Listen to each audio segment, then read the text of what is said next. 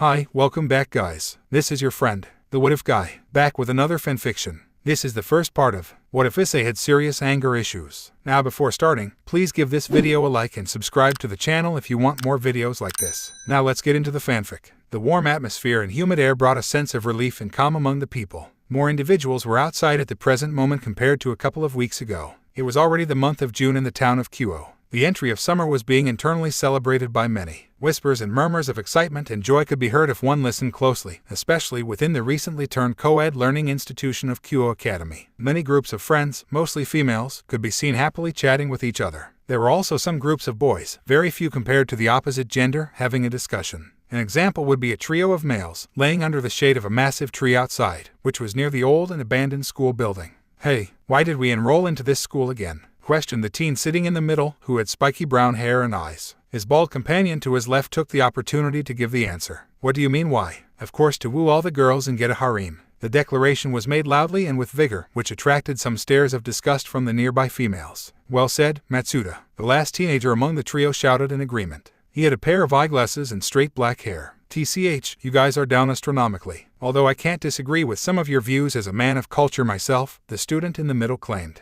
"Hayadu, Madohama and I are so proud that you are growing as a fellow pervert." Matsuda, the bald teenager, put his arm around Hayadu's neck, whose full name is Issei Hayadu. "By the way man, sorry about what happened in your soccer game yesterday," the teen without any hair continued. This only managed to deepen the scowl on his face. Madohama, noticing this, decided to change the subject. "Hey, Issei-kun, Matsuda and I have the perfect plan to lift your mood." Issei perked up at that sentence. "What's up?" Matsuda and Madohama made eye contact after Issei's question, and through that, they somehow managed to communicate with and comprehend each other. With a wave, the two gestured their sulking friend to follow, and with nothing else to do, he did just that. As the three maneuvered around the outside of the school building, they finally reached a spot where many female voices could be heard. Issei was confused while his two friends began giggling mischievously. It finally dawned on him when he noticed a particular detail on the wall. "Ah, is that?" the brown-haired teen mentally asked himself. "So, how do you like my surprise, my dear friend?" Madohama asked with a grin. "I know it's not right, but damn it, I can't resist. What should I do?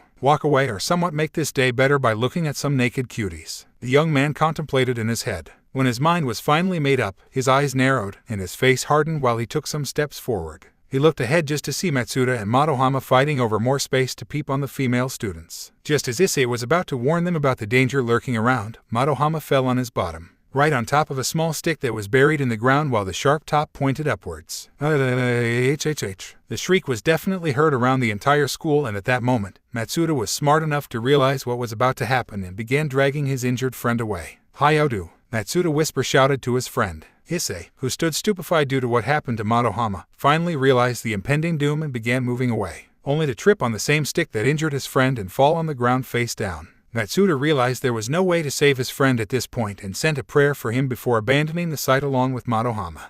What's going on?" A pink-haired girl's voice was heard in the area along with the sounds of many footsteps behind her. Once the group noticed the tiny hole in the wall along with the fallen male student on the ground, fury took over their mind. It increased even more when they noticed who exactly the male was. "You again." A brown-haired girl next to her companion with pink hair snarled as Issei looked up and had a terrified expression on his face. "Hey, Murayama and Kades. Listen, I can explain," the teen chuckled nervously. The girls, however, were firm on their original stance and began punishing Issei, which meant beating him mercilessly with their shinais. The beating went for a couple of minutes non-stop. No one approached the situation, and Issei was now sitting with bruises and tiny cuts all around his body and face. The girls from what seemed like the kendo club were all satisfied with their actions. "Don't you have the least bit of shame? First, you cost the boys' soccer team a playoff spot in the summer championship with your selfish stupidity. Now you are peeping on us to indulge yourself. What is wrong with you?" Kades scolded the brown-haired teen. As soon as those words left her mouth, the entire aura around Issei seemingly changed. "Shut up."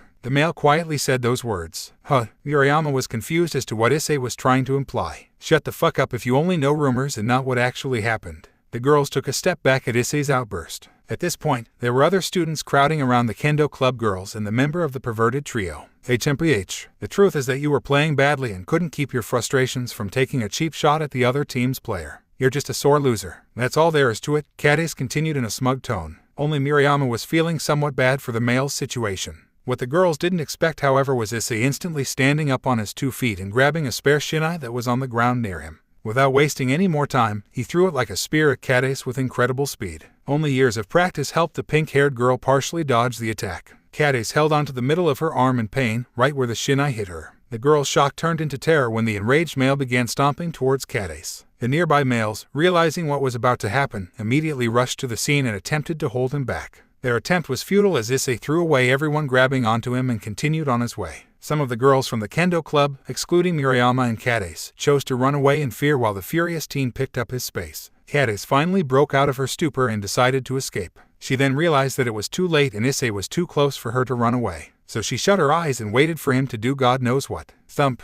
Everyone looked shocked and relieved as a blonde male tackled Issei and stopped him from causing the girls any more harm. With his bright blue eyes, the newcomer looked at his fellow male student in concern. He ignored the swooning from the nearby females and focused on the current matter. Hayato-kun, you need to calm down. Yudo Kiba, also known as the Prince of Kuo, beseeched. Get out of my way, you pretty boy bastard. I'm gonna give that bitch a piece of my mind. Yudo seemed to be physically stronger than Issei and was able to hold him down by himself without any issues. I understand your frustrations. I believe you, but you have to stop right now. Kiba tried again with his words. Fuck off. Kiba noticed with surprise that Issei's strength was almost about to take over his own despite the fact that he had some physical advantages. So before things turned any uglier, he sighed and mustered up as much strength as he could before punching the raging teen, effectively knocking him out. Kaiala, the prince, took down the beast. A random girl from the crowd that formed yelled out. This was followed by many claps and declarations of love as Kiba picked up the knocked-out teen over his shoulder and headed towards the old school building. This action of his brought confusion among many since the infirmary was not located there. However, some girls in the manga club kept watching him with glee as many ideas for a new romance story ran around their heads. What do I do with him? Sighed a beautiful woman with neck-length black hair and a pair of glasses over her bright violet eyes. Sona Citri, known as Sauna Shitori around the campus, was a second-year student and also the president of the student council. Across from her sat her childhood friend and also the president of the Occult Research Club, the second-year student Rias Gremory. She is regarded as the most beautiful female in the school. Her crimson hair and blue eyes along with her body only solidified the consensus. Kaneko, you said that the boy from the other team antagonized him first, correct? Rias asked a girl of short stature who also wore the uniform of Kuo's middle school. Her name is Kaneko Taoju.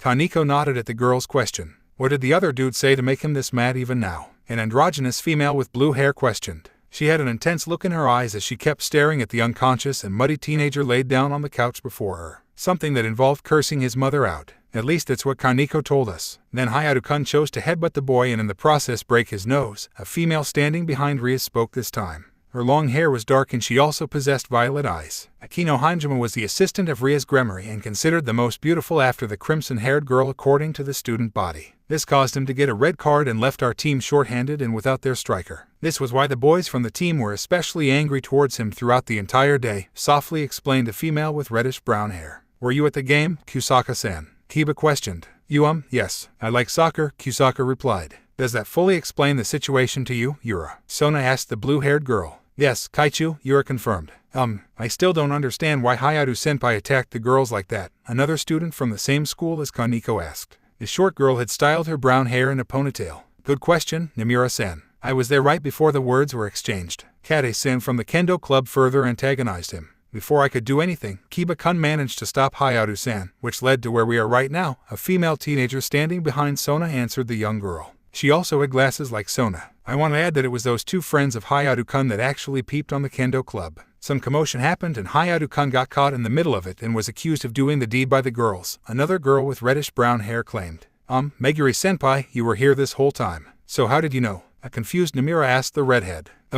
Well, I was passing by and would have done something but I really needed to use the restroom at that moment so I left quickly, Meguri replied with a slight blush. Tsubaki, please bring Kade-san here once you ask about her condition. Namira, I believe you should go home for now. I'll call you later at night, the middle school student nodded at her order. See you later, Kaichu. She yelled out before leaving. Kaneko, you should do the same, Rias suggested to her junior. All right, please call me if needed, she quietly spoke before leaving. I guess I will take Hayato-kun to the infirmary to not rouse any suspicions, Kiba suggested as he walked forward to the couch where the unconscious Issei was laying down. Wait, the blonde male stopped at the voice of the student council's president. We haven't altered his memories yet since the entire process would require us to do the same to many students of the school that witnessed the entire thing. Doing that is not possible until later at night. If he by any chance manages to wake up, there is a probability that he will fight you due to the fact that you knocked him out. So I think it's better if someone else takes him, Sona explained her reasoning. I'll do it, Yura immediately offered, which didn't seem unusual since she liked to do physical tasks. Alright then, please take him to the infirmary. Yura didn't waste any more time slinging Issei over her shoulder with ease and giddily began walking out of the room. Meguri, Kusaka, you guys are free to leave now. Come back around the scheduled time please. The two girls nodded towards Sona and bid their farewells before walking out as Tsubaki entered the student council's office. Yudo, please go ahead and console the traumatized girls from the kendo club if needed. Kiba gave a nervous smile at Ria's order but nodded nonetheless and walked out. Now, there were only 4 individuals left in the room. Akino, you told me an interesting thing about Hayao-kun some time ago. Mind reiterating those things again? Rias asked the girl behind. Akino nodded and smiled as he cleared her voice. I've been to a couple of his games in the past to observe him as you ordered. What really sets him out from the rest of the team is his incredible physical abilities. Compared to other boys around his age, he is much faster, stronger, flexible, and athletic. He also tends to lose his temper very easily in the heat of the moment. His stamina is also amazing from what I've heard, Akino shared with them. I can attest to Hanjuma-san's explanation. I've also noticed the same when I've gone to the games under Kaichu's orders of observation on Hayao-san, Tsubaki Shimura added. Plus, if you remember Yuudo's testimony, he did say that he had to use a lot of his strength to knock out Hayao-kun. Usually, that should not be the case as Yuudo is a reincarnated devil while Hayao is supposedly a normal human. The leader of the occult research club spoke her mind. The chance of Hayao-kun possessing a sacred gear has slightly increased. Still, all we can do right now is keep him under our observation, Sona claimed while the other 3 in the room nodded. Before anyone else could share their thoughts, a knock was heard from the door. That must be Kade-san. We should take our leave right now. Stay well, Sona. Rias stood up from her seat. Same to you as well, Rias, Sona responded as the 2 women walked out of the room, surprising a disheveled Kade on their way. Now, Kade-san, would you mind answering some questions? Sona asked the pink-haired girl as she gulped and nodded before entering. Ugh, my head. A brown-haired teenager drew some stares from the public due to the state he was in. Many bruises and cuts were noticeable on his body and face as he walked out of the carriage shop. His stomach was really craving for some chicken at the moment. However, the memory of the blonde bastard knocking him out soiled his already terrible mood even further. He would have hunted him down had it not been dark outside already, and the fact that he already had over 10 missing calls from his mom. He already knew that he was in for some pain when he got home. So in order to help his chances, he bought one of his mom's favorites. He was out alone in the infirmary for some time. At least that's what he realized until he noticed a blue-haired feminine dude sitting on the empty nurse's chair. He had mistaken the guy for a flat-chested girl at first since Issei only looked at the person's body. Later on, he took a look at the person's face and he realized how tall they were. With that, Issei reached the conclusion that it was a feminine boy who liked to cross-dress. Plus his Bishonen face didn't help either. Before he could say anything, the guy rushed out of the infirmary. The fact that he mistook a guy for a girl and checked him out still brought nothing but shame to him. Mom is gonna chew my ear out no matter what explanation I give her, he mentally surmised while walking through an alley to reach the street his house was located in. Issei's instinct suddenly told him to look to his right and he did exactly that. Once he did, he automatically took 2 steps back due to the pair of intense and golden eyes staring him down. He however calmed down after a moment and realized that it was just a black cat. The teen also stared back at the cat and watched as the cat licked its paw and began rubbing it behind its ear. Cute, thought the high schooler as he slowly and carefully approached the feline. The cat surprisingly didn't run away and kept staring at him. He then slowly crouched down and took out a piece of carrot to hand it out to the cat. The cat stared at the cooked piece of chicken for a moment before taking a bite off of it. It didn't take long for the cat to finish the piece. Issei then took out another one and the cat finished it even faster. After gulping down the 2 pieces, it rubbed its head against the back of Issei's palm. Oh, you're so cute. Sadly, I have to rush home or Mom will get even angrier than she already is. Hope I get to see you soon again. Issei patted the cat's head one more time before finally heading for home without any stoppage. He however failed to notice the cat following him all the way to his house. It has been a week since the summer break started for Issei Hayao and the rest of the students of Kuo Academy. He had spent the first few days stuck in his home since his mother grounded him for being so late and getting into a fight. The bruises and bandages on his body along with his poor excuse of reasoning helped her see through his lies. However, once his punishment was due, he decided to get some supplies for his new cat, Penalty. Yes, it was the same cat that he fed and caressed on his way back from the last day of school before the break began. And yes, he also named his new black cat Penalty since he loved taking penalty shots during games and he liked the cat a lot too, so it only made sense for him to name her that.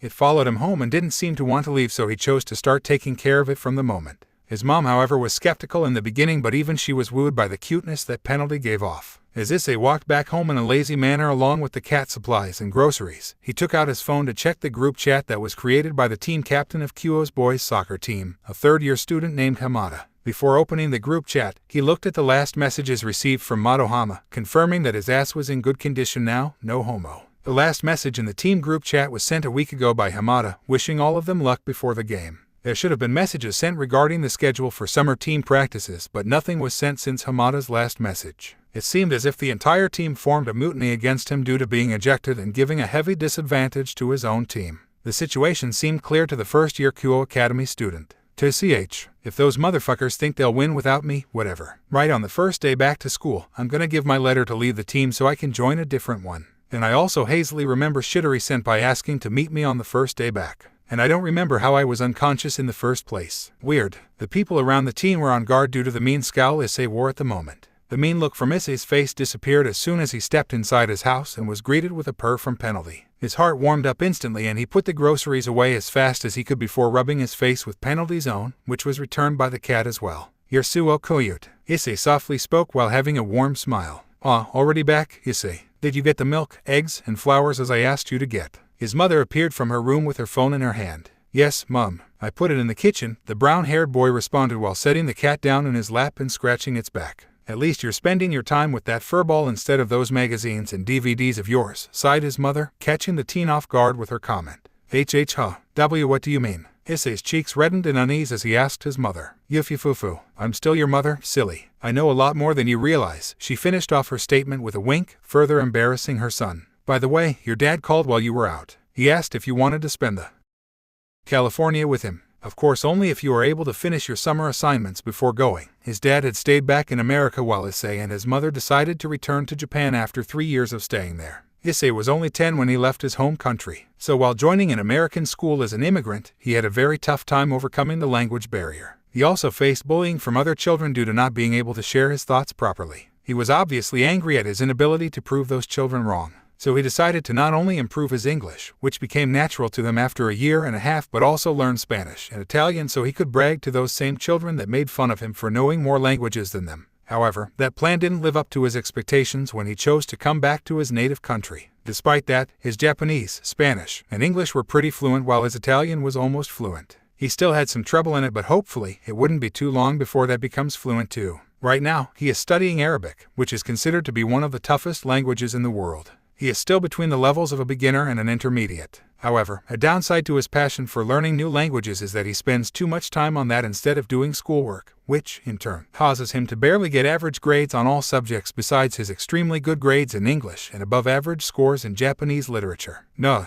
I miss the old man, but I want to work on improving my dribbling and accuracy this month for soccer. Maybe next year. I'll give him a call later." Plus, he didn't want to get started on his homework this early in the break. "Are you sure? You haven't seen him ever since we came back here?" "I'm thinking of visiting him for a couple of weeks myself." "There is a chance you won't be able to go next year," his mother warned him, but his mind was made up. "Yep, I'm pretty sure. Plus, I want to spend time with this cute little thing," Issei claimed while snuggling Penalty. "Well, the decision is yours," his mother smiled as she watched Issei and the black cat that became a part of the family not so long ago. A week went by since the day his father called from the US. Issei had spent the time mainly on improving his soccer skills, playing with Penalty, playing games on his console, and studying Arabic. Not once did he even take a look at the work that was due over the summer break. His mom had left to spend some time with him just a couple of days ago, so this gave him some time to pay more attention to the special materials he had in his possession. However, his mom made sure to take the keys of her Subaru sedan so Issei wouldn't be able to drive the vehicle around. He cursed at the opportunity of driving freely slipping away like that. His mom even remembered to take the spare keys with her too. As he calmly listened to the Arabic lessons on his wireless earbuds, he had a slight inkling of something unusual going on outside of his house. Turning on the lights in his room, he realized the Penalty wasn't in her bed right now. He also eyed the door that connected his room to the hallway on the upper level was ajar for some reason. A confused expression took over his face as he clearly remembered shutting the door even though he was alone in the entire house save for Penalty. Fearing for the worst, he grabbed the baseball bat he had in the corner of his closet and slowly walked out of the room while staying on guard and without making a sound. Looking around from the middle of the hallway, he noticed the black cat sitting right in front of the window in the living room, the window that viewed the parking lot from the inside. He still kept an eye around him and walked to his pet to see what was going on. The cat turned around and glanced at him with its bright and sharp golden eyes. Issei stared back at the cat as if he was waiting for an explanation. The cat then gave him just what he was waiting for. Naya Penalty tapped on the glass of the window while making the sound, which Issei somehow understood and got closer to the feline before looking at what was going on outside of his house. "OHHHMYYYYYYYYGOODDD." The teen cried out in English while holding onto his head in despair, which somehow made his cat stumble a bit, but it wasn't noticed by him at the moment. The view that greeted him almost made his soul escape his body. His mother's Subaru was completely smashed from the top. It was as if someone decided to drop a massive rock on top of the car from the sky. He had no clue what in the world happened, but he could already envision his mom grounding him for the rest of the school year and never letting him drive a car ever. No gaming, no magazine, no freedom. These facts only managed to intensify the sense of dread within him. Gritting his teeth and narrowing his eyes in frustration, he began stomping to the door and swung it upon with force. Looking at the present state of the car only worsened his mood even further. The sound of rustle from his backyard impelled him to run around and reach the destination. He looked up at the tall tree and was confused by the sight. There was a middle-aged man holding onto a thick branch. A torn black shirt, dirtied black slacks, wounds all over his body along blood dripping down his forehead made it clear that he was in a battle not so long ago. His body moving up and down, indicating that he was panting, also added more to the proof. What stood out the most to Issei was the very realistic black wing sprouting from his back and blood pouring out of where the second wing was supposed to be. Despite being dark out, it was clear that the man's skin was extremely pale, almost zombie-like. The man turned around while holding onto the branch and looked right into Issei's eyes. Issei now noticed that the guy had a goatee and a very ugly face. "Oi, you little shit. What the fuck did you do to my mom's car?" Issei yelled out and glared at the man. "Ugh, what unfortunate timing. Was that you who let out that insufferable yell? Watch how you speak to a superior species, you pathetic human." The man hissed out. "You broke into my property and destroyed my mom's car, you motherfucker. She's gonna skin me alive and have my head. You better pay up for the damage or I'll beat the shit out of you." Issei warned the man, who grunted. "You dare threaten me, you insect. I'll put you to your place right now." With that said, the man began to gather some sort of energy in his hand before firing it at the teen. Issei, who was stupefied at what just happened, managed to instinctively dodge at the last second. His dodge, however, was not fully successful. His left shoulder sported a pretty bad burn due to man's attack. Still, this pain wasn't even compared to what hit him the hardest. What pained him the most was the fact that the jersey of his favorite soccer player that he wore the entire day, which was gifted to him by the collaboration of some of his American friends in the past year during his birthday, was completely damaged. The left side of the merchandise had nothing left of it. This was the first jersey of any type of athlete he had ever received as a gift, and it had meant a lot to him. A familiar sensation began filling up within Issei's mind as he picked up his bat and slowly walked towards the tree while his hair shadowed his eyes. "TCH, how were you able to dodge that, boy? I had put most of my power onto that attack. Are you connected to the supernatural?" The man's question went unanswered and was met with silence until Issei reached the bottom of the tree and finally looked up. The veins around his eyes were prominent and only the whites of his eyes were noticeable at this point. He let out a growl and snarled at the man on top of the tree. "Thre Pagger." The boy yelled out in Spanish before starting to hit the bottom of the tree with the baseball bat. It seemed futile at first to the burglar, but as over half a minute passed, he noticed that portions of the tree were falling apart. His biggest concern was the red gauntlet that appeared on the teen's left arm with a golden spike on each side and the green gem in the middle of his hand, which glowed and allowed the boy to damage the tree even more at a faster pace. Due to the fact that Issei was in rage mode, he hadn't noticed or given a damn about what happened to his arm. The man was truly fearing for his life after he made that key observation. Before he could plead to the teen, the tree was finally damaged enough so it broke off and smashed into the ground. The man was unconscious due to the fall and had bones jutting out of his body on some spots. Issei was panting as he looked at the burglar, and the exhaustion from his pain and efforts finally kicked in. His gauntlet disappeared in a flash and he hit the ground due to his consciousness finally leaving him. Both of them, the man due to fearing for his life and Issei losing all sense of his reasoning, failed to notice the two individuals floating nearby. The two of them had pairs of wings similar to the man that had broken into Issei's home. One had long white hair while the other had short blue hair. Both had jaw-dropping expressions on their faces because of what they had just witnessed. Additionally, a glint appeared on the eyes of the individual with blue hair once they noticed the dirt and mud stuck on Issei's body and clothing. Issei was currently in a very comforting and calming position. The peaceful surrounding he was enveloped in contradicted the slight pain in his head. Without thinking too much, he slowly parted his eyelids. Once his eyes were able to see, he realized that he was in some sort of void. It reminded him of the black hole but with a source of light somewhere nearby. Moving his eyes around, he did not expect the dangerous yet warming flames dancing around a very large and red creature. After that, Issei chose to close his eyes, thinking that he was maybe just seeing things. Then opening them again, the view did not change at all, save for a pair of bright emerald eyes staring him down. The teen yelped in fear and immediately stood up. "WW, what the fuck are you?" Issei pointed at the creature as his legs trembled. Aren't you an interesting one? Allow me to introduce myself. All around the world, I am known as one of the two heavenly dragons. I also go by the Red Dragon Emperor, the Dragon Emperor of Domination, and the Welsh Dragon. I am Ddraig Gok. Greetings, my host Issei Hayaudu. With pride and demand for respect, the creature finally reduced the flames that were dancing around and wholly revealed itself. It was a massive and imposing dragon with red scales all over its body and scary green eyes. The dragon closed its eyes and smirked. It was waiting for a reply from the teen, expecting to get showered with praise and respect due to his powerful aura. Once it did not happen, Ddraig opened its eyes to see what was going on, only for them to almost bulge out in surprise as the teen had a bored and deadpan expression on him. Okay, so, what do I call you? Are you even real? Are you a dude or a woman? And what do you mean I am your host? Seriously, can this crazy dream end already? I don't want to deal with some fake stupid dragon that is also a chunny, Issei asked, and as his mouth kept running, it only managed to infuriate the heavenly dragon more. You brat, shut it or I will incinerate you right now. Issei's mouth sealed itself instantly and he prostrated himself before the dragon with the speed of light. Forgive me, Dragon-sama. He apologized. Ddraig only huffed before beginning to speak again. HMPH, take your head up. And to answer your questions, you can call me Ddraig or partner. And I am very real and a male for your information, grumbled Ddraig. Ah, noted. Although I have no clue what in the world is going on right now, Issei shared, which caused a sigh from the dragon. I see. Alright, time for a history lesson you brat, announced the Welsh dragon. Oh man, I hate history. The teen complained, but he was met with an intense look from the red dragon. Actually, you know what? I think I like history, haha, Issei chuckled nervously. I'll start from the beginning. Do not interrupt me at all. Hold on to your questions until the end. Understood. The brown-haired boy rapidly nodded his head at Ddraig's question. I will say this first. The supernatural, which includes devils and angels and whatnot, is very real. A long time ago, probably hundreds of years ago if I had to guess, the factions of devils led by the 4 great Satans, the fallen angels led by their commander Azazel, and the angels led by their leader biblical God was in a conflict, and thus, it became a war between the 3 sides. This war is known as the Great War. They had fought each other for hundreds of years. At least it was the case until my fight began with my eternal rival, the White One, Albion.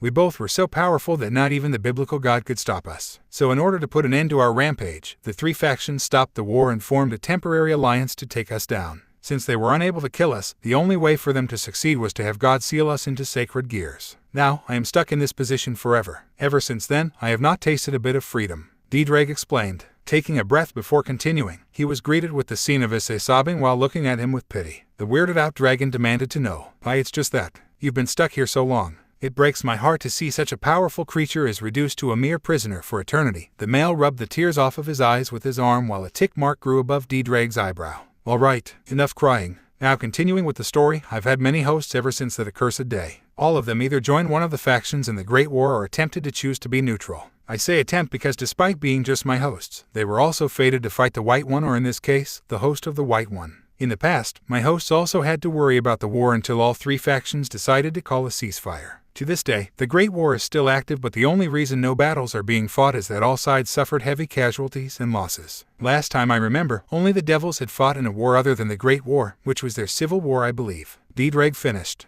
Issei's eyes were wide as he absorbed the information and began analyzing what he had learned. After a minute of thinking, Issei finally thrust his fist into the palm of his other hand. Say, what's a sacred gear? The teen asked. It's a gift bestowed upon humans by the biblical God. He feared that humans would suffer the most during the Great War, so to somewhat help them, he had created sacred gears and gave them to humans. There are 13 special sacred gears, known as the Longinus, that are strong enough to even kill God. You, my partner, are the wielder of one of them. The dragon finished off with a smirk. Ah, I see. So by that logic, is the sacred gear that trapped your rival also one of these 13 lagunas? The teen asked innocently. It's Longinus, you idiot. And to answer your question, yes, the host of the White One is also a wielder of one of the Longinus. Ddraig confirmed. Alright, so, what can you do? What is your special power? Besides, you know, flying and shooting fireballs from your mouth. Ddraig was waiting for the teen to ask this exact thing. Great question, partner. The sacred gear that houses me is known as the boosted gear in the supernatural world. It allows the user to double their power every 10 seconds unlimited.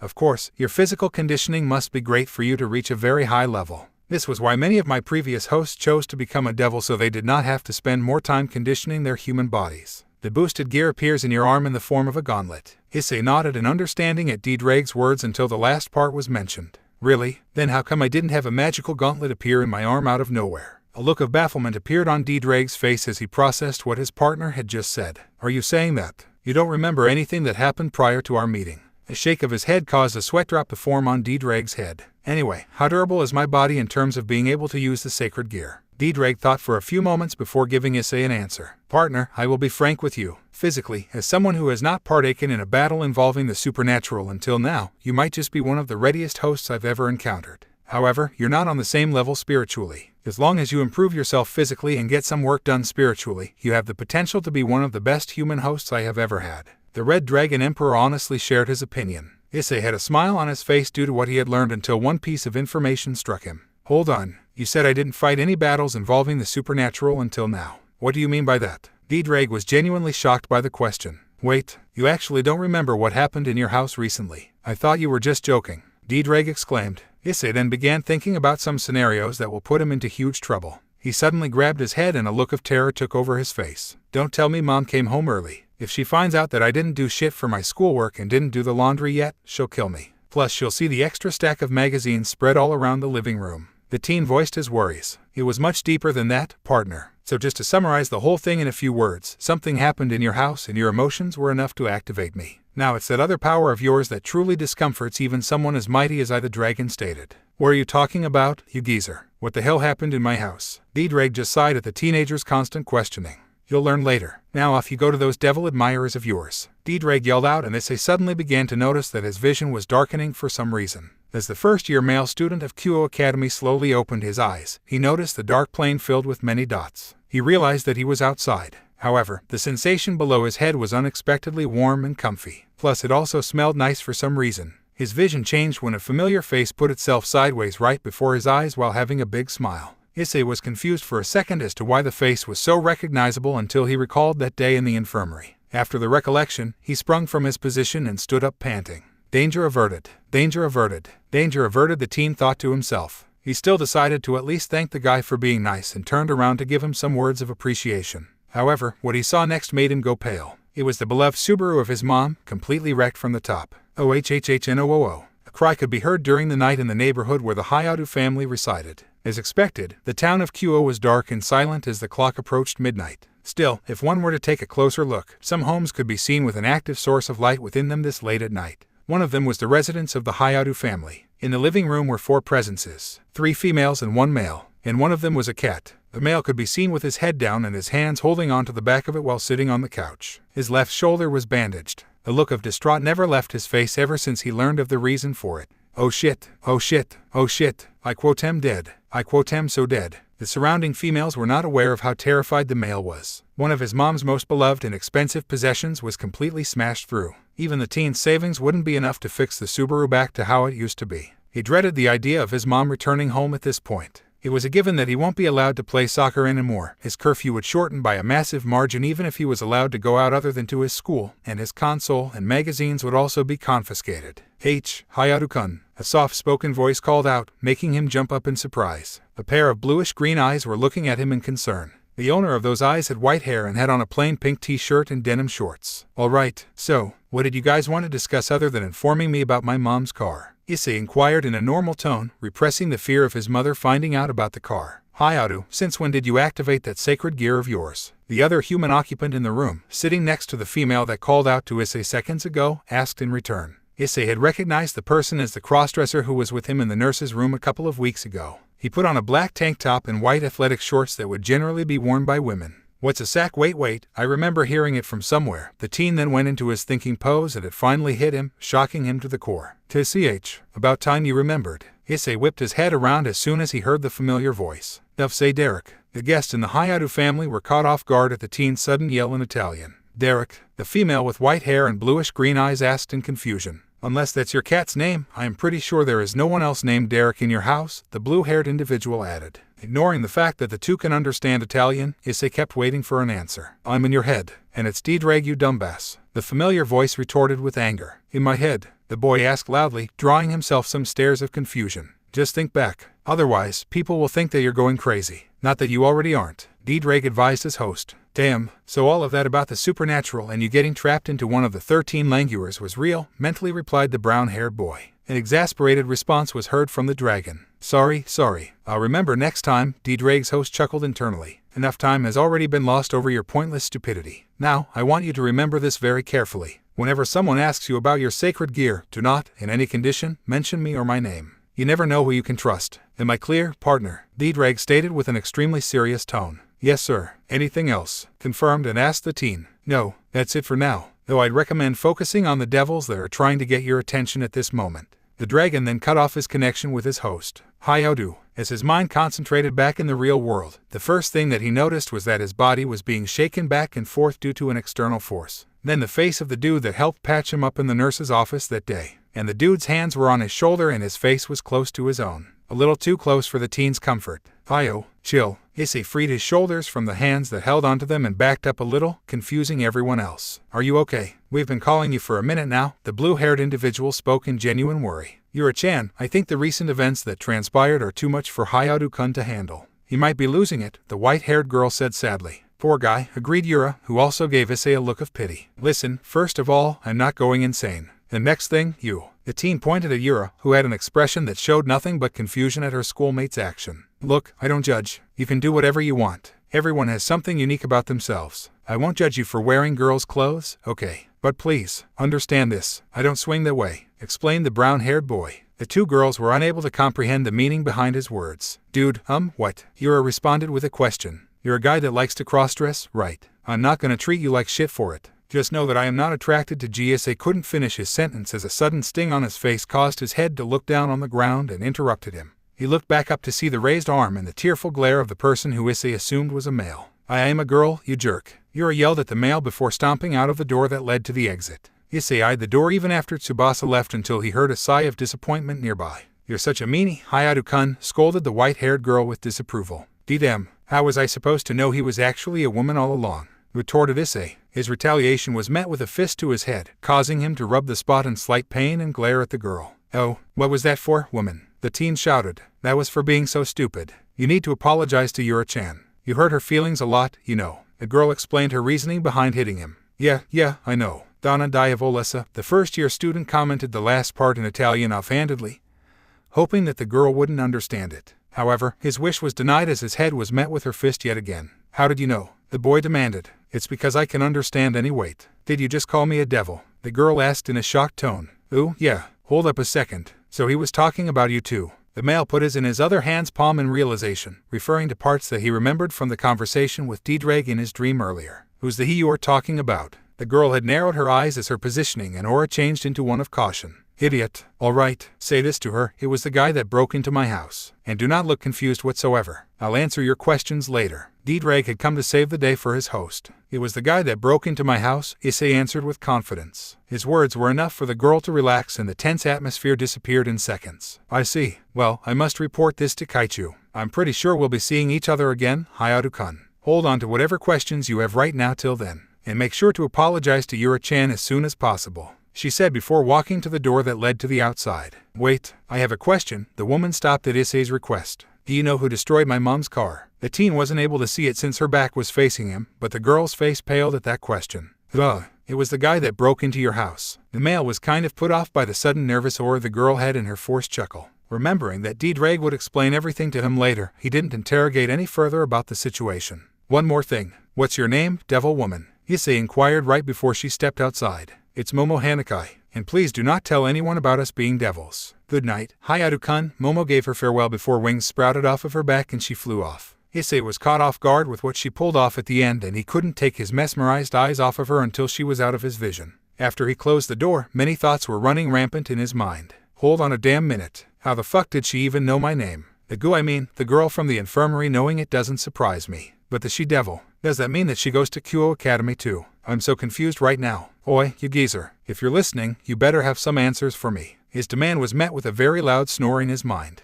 Before he could retort, a black blur crashed into him, revealing to be Penalty. AWW, you adorable little thing, the teen loudly claimed while hugging the cat to his chest. Apparently, he had forgotten about the crashed car, his sacred gear, and the devils he had met not so long ago as soon as he started cuddling with the black cat.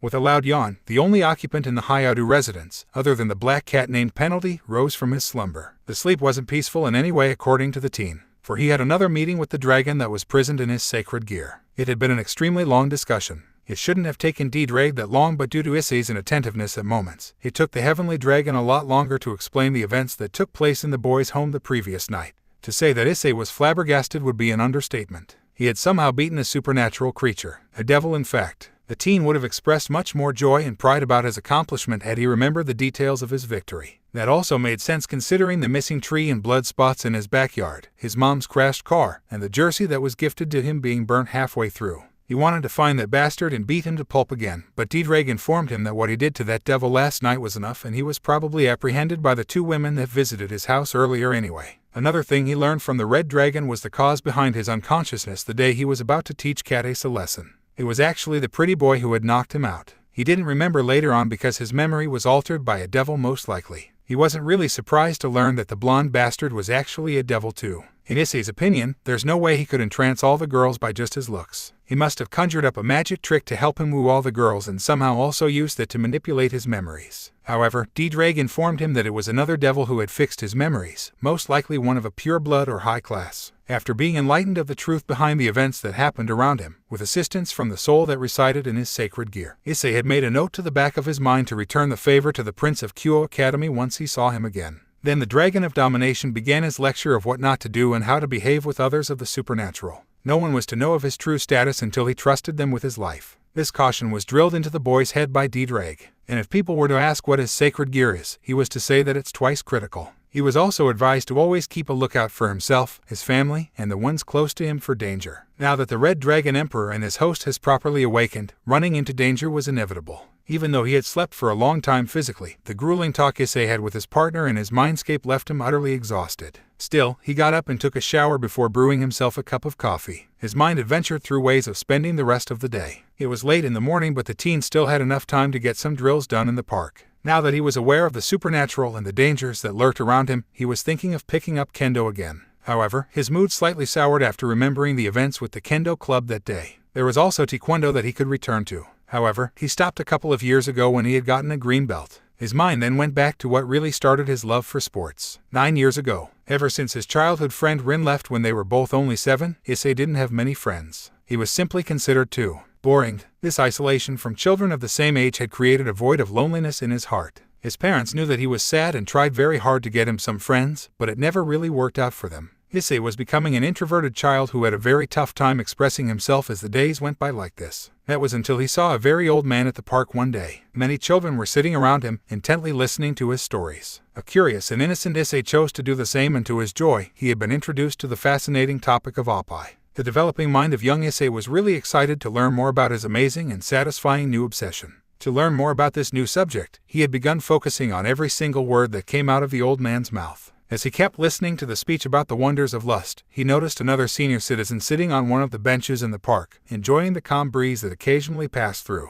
The old man looked a lot different than the other old men Issei had seen. The young boy observed that no one was around this man, unlike the one who had guided him and the other children with the speech of how interesting oppai was. Even though the young boy wasn't really smart, he at least understood that both he and the lonely old man were kind of similar. He is always by his lonesome self, while the other old man also didn't have any companions with him, just like him. Feeling bad for the old guy, he decided to leave the oppai talk and sit next to the lonely old man. From there, he learned that the man was from Poland. He introduced himself to the young boy as Friedrich. Issei was amazed to see the man speaking fluent Japanese. He explained that his wife was from Japan and they used to live here in the past until she left this world. He then decided to move back to his native land. He was visiting his grandchildren here and was sitting on the bench when a curious Issei had been intrigued by him. Once the two talked for a few minutes, the man had introduced the young boy to the sport of soccer. He brought a ball to the park the next day so he could teach the child the basics of this world-renowned activity. The two had played together for 2 weeks total. Even other children had joined in sometimes when they noticed how much fun Friedrich and Issei had.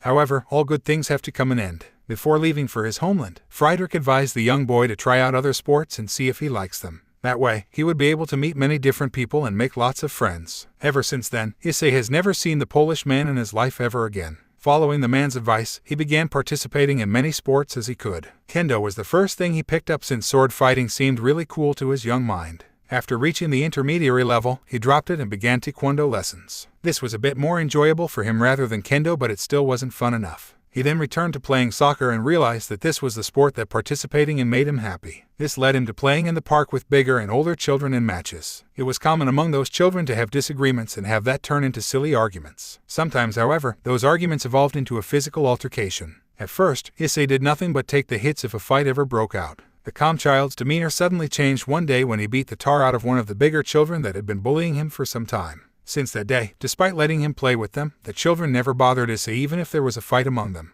This was what gave birth to one of Issei's more peculiar and terrifying quirks. Wonder what you're up to right now, Friedrich, Issei reminisced as he sipped his coffee. Once his cup was empty, he cleaned everything up and gave Penalty her breakfast, which was a can of tuna. He giddily watched his pet eat for a minute before preparing his things to take to the Kuoh's public soccer pitch. I'll be back by around 12 to 1.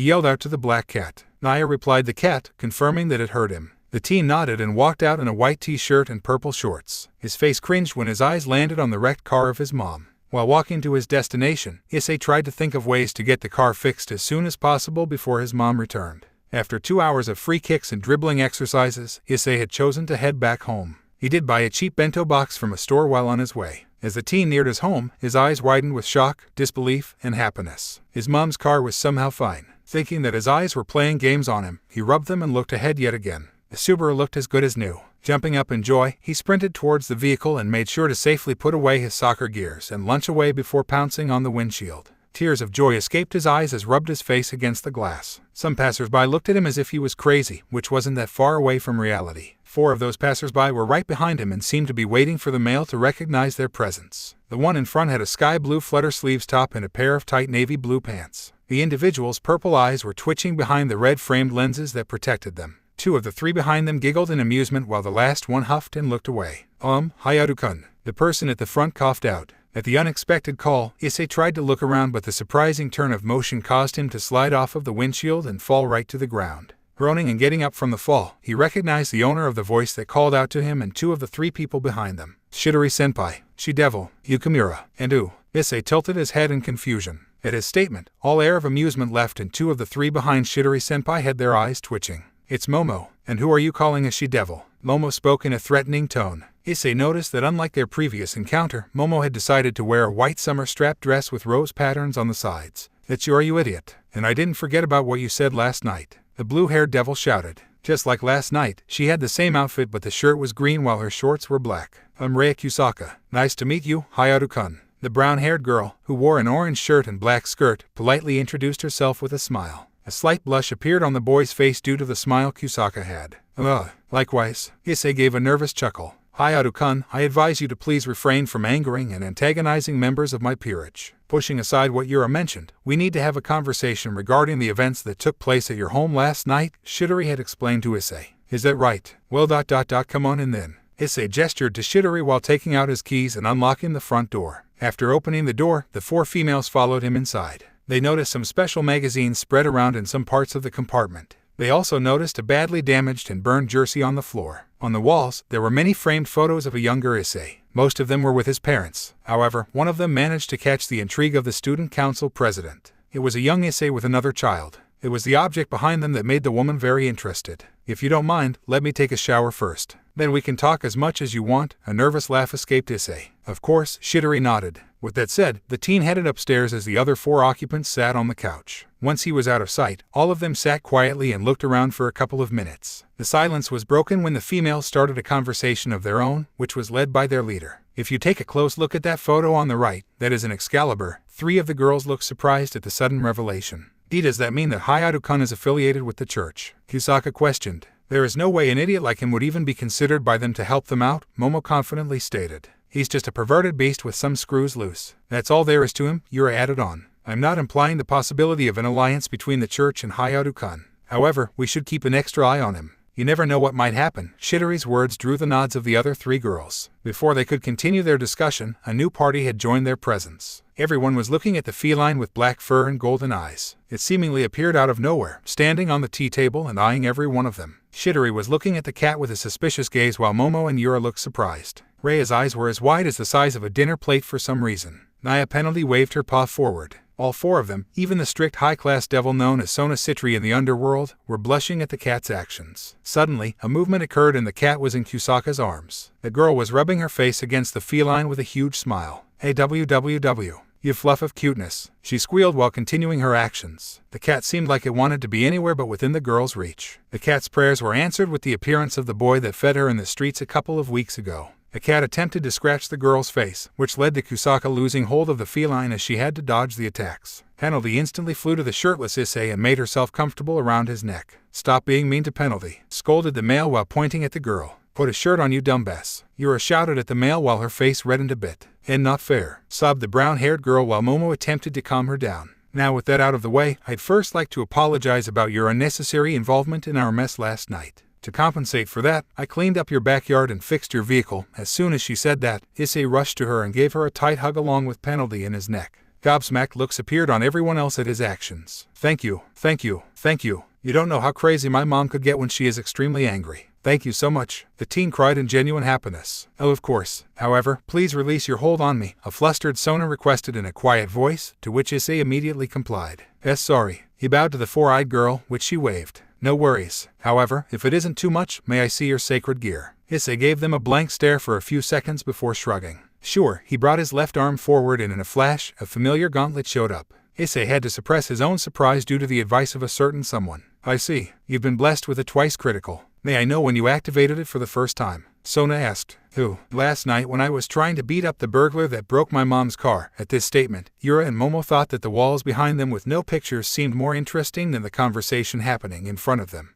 Actually before Kusaka could continue, Yura clamped her hand on her mouth. Haha. You see, the devil lost his wing and it made him fall from the sky. Unfortunately, your mom's car happened to be the cushioning at that time. Momo chuckled nervously. Sona just raised her eyes at Momo's words while Issei narrowed his eyes. Something is definitely fishy with the she-devil and the other girl, Issei made a note to himself. Alright, since the cat's out of the bag regarding Yura and Momo, I'll come clean as well. My real name is Sona Citri. I am the heir of the Citri clan in the underworld and a high-class devil. I've been appointed as the overseer of this town. Kusaka, Momo, and Yura are my servants. They are former humans since I've reincarnated them as devils. Of course, with their consent, Sona formally introduced herself. Oh, so I was right. Since the two here said that they were devils and that I would get to meet their kaichu pretty soon, I had a feeling that you were the kaichu they were talking about when you showed up to my house. The boy grinned. Those are some good deduction skills, Hayatu-kun, Sona spoke honestly. Thanks. So, is there anything else you need? The Citri heir nodded at his question. If you don't mind, do you know who owns that sword behind you in that picture? Following the direction she pointed at, Issei's eyes were now on the photo that he took with Rin at the church, which was abandoned as of this moment.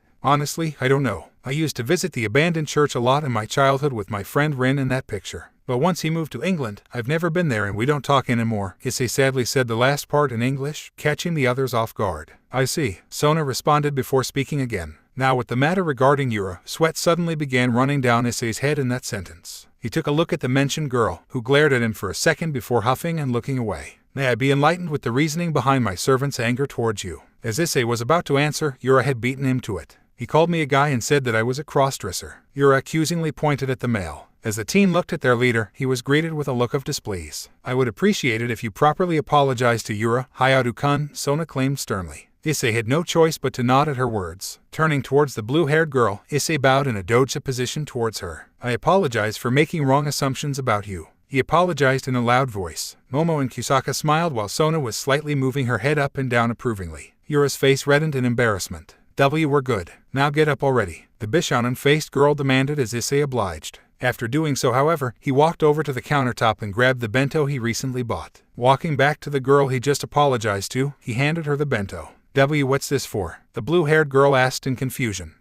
Think of it as a token of apology. As the girl was about to refuse and return the container back to him, her master intervened. Yura, sometimes it's better to accept gifts, especially in a situation like this where Hayatu-kun is truthfully attempting to make it up to you, Sona explained. I understand. Thanks, Hayatu, Yura said in a quiet voice. Her two friends nearby were giggling at her, causing her to sharply turn around and glare at them. I think that's all for now. I'd appreciate it if you didn't tell anyone of our identities. Everyone stood up as Sona began moving to the front door. No problem. Issei gave her a thumbs up. I'll be expecting you on the first day back from the break. Enjoy the rest of your break. Hayatu-kun, the devil leader, gave her farewell, followed by the three servants of her. As they all began exiting, Yura made eye contact with Issei once more before quickly turning back and walking ahead. Ddraig suddenly spoke in Issei's mind. Definitely. Not really surprised about Kaichu being some noble devil though. She always gives devilish punishments to Matsuda and Madohama, the teen replied mentally. The dragon stated in a mocking tone. Hey, they're my friends. The boy wasn't too happy about his partner making fun of his only friends. You should be grateful, Brett. I was the one guiding you through the answers you gave to the Citri. Ddraig told his host. You know, sometimes you can be a lifesaver, you geezer. Issei didn't expect the heavenly dragon to sigh at the compliment. You did forget a crucial task throughout that entire meeting. The teen was confused for a minute until it finally hit him. Gah, I forgot to ask the questions I hid myself. Why does this always happen to me? Issei lamented over his failure to use the opportunity to learn more about the current events in the supernatural. A couple of weeks have gone by since the incident with the stray devil took place at the Hayatu residence. Along with that arrived the end of the summer break. It meant that every student of the Kuo Academy had to go back to school. It was currently early in the morning on a Monday. A teenager could be seen peacefully sleeping on his bed. On top of him in his blanket was a black feline copying him. "Wake up, master. Wake up, master. Wake up, master." A sweet yet mechanical voice suddenly called out at a very high volume. This brought an end to the paradise that both the feline, Penalty, and the teen, Issei, were in seconds ago. Shutting off his alarm clock and rubbing his eyes, the first-year student of Kuo Academy eyed the cat that was on his lap. The cat soon ended up in his embrace as he rubbed his cheek against the cat's face. "Good morning," he excitedly greeted his pet. "Nay," the cat replied while raising one of its paws. After keeping the cat in his gentle hold for a bit more, Issei walked out of his room and got to the bathroom to freshen up.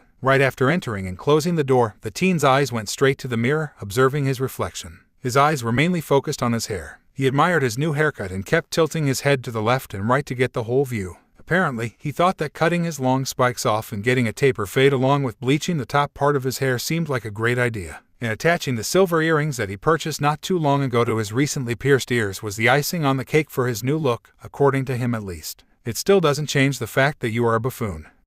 The teen practiced Alma language. "Huh, you know Arabic?" Issei jumped up in shock and mentally asked his partner as he was about to just start brushing his teeth. "Obviously, you brat. Don't you remember how long I've been in existence? There are so many languages that I memorized due to having many different hosts from many different places over the years," the dragon explained, making his current host nod in understanding. "Makes sense since you are nothing but an old geezer now," the male insulted the dragon while brushing his teeth. "Nothing but an old geezer, huh? Alright, we're gonna up the tempo on your training starting from tonight." This statement made the boy freeze in fear. "Oi, oi, oi, I was just kidding, haha. You're still very young and dashing. So much so that even I actually, no. Just forget that I ever mentioned those words." If one could look at the expression of the dragon at the moment, they would have seen a look of disgust on his face. Issei began nodding his head rapidly at the threat. "Noted," the teen confirmed with a smile. "Issei, it's good that you cut your hair, but did you really have to bleach it?" His mom, who had returned last week, questioned while getting prepared for her own job. She was a dentist, after all. "Mom, you said it yourself that I look handsome,"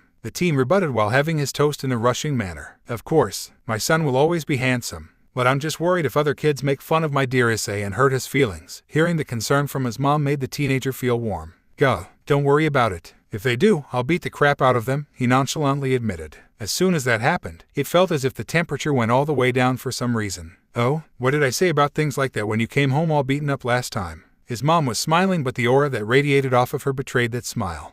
"Sorry ma'am, I promise you nothing like that will happen." The panicking teen replied to "SAP, please make sure of it." "Oh, would you see the time? You have the extra pair of keys, right? There's a chance you'll be home earlier than me. So if that does end up happening, just microwave what we have in the refrigerator. And don't make trouble. Take care now." His mom began walking out of the door with the car keys in her hands. "Bye, Mom, and drive safe." He received a smile in response from his mom right before she exited the house. Not too long after his mother left, Issei grabbed his coffee mug and patted Penalty before getting ready to lock the door and leave. However, while he was in the process of making sure the door was locked properly, his vision caught a surprise waiting for him outside. The surprise that was waiting for him also received a surprise. "Good morning, Yashimura." Issei greeted the girl he had mistaken for a crossdresser. When he didn't receive a gesture in return, he looked back and noticed she was wide-eyed with her mouth open in bafflement. Confused, the male walked up to the girl and began waving his hand. "Yoo-hoo, earth to Yukanuo." The female devil finally got out of her stupor and suddenly began laughing while holding her stomach with one hand and pointing at him with the other one.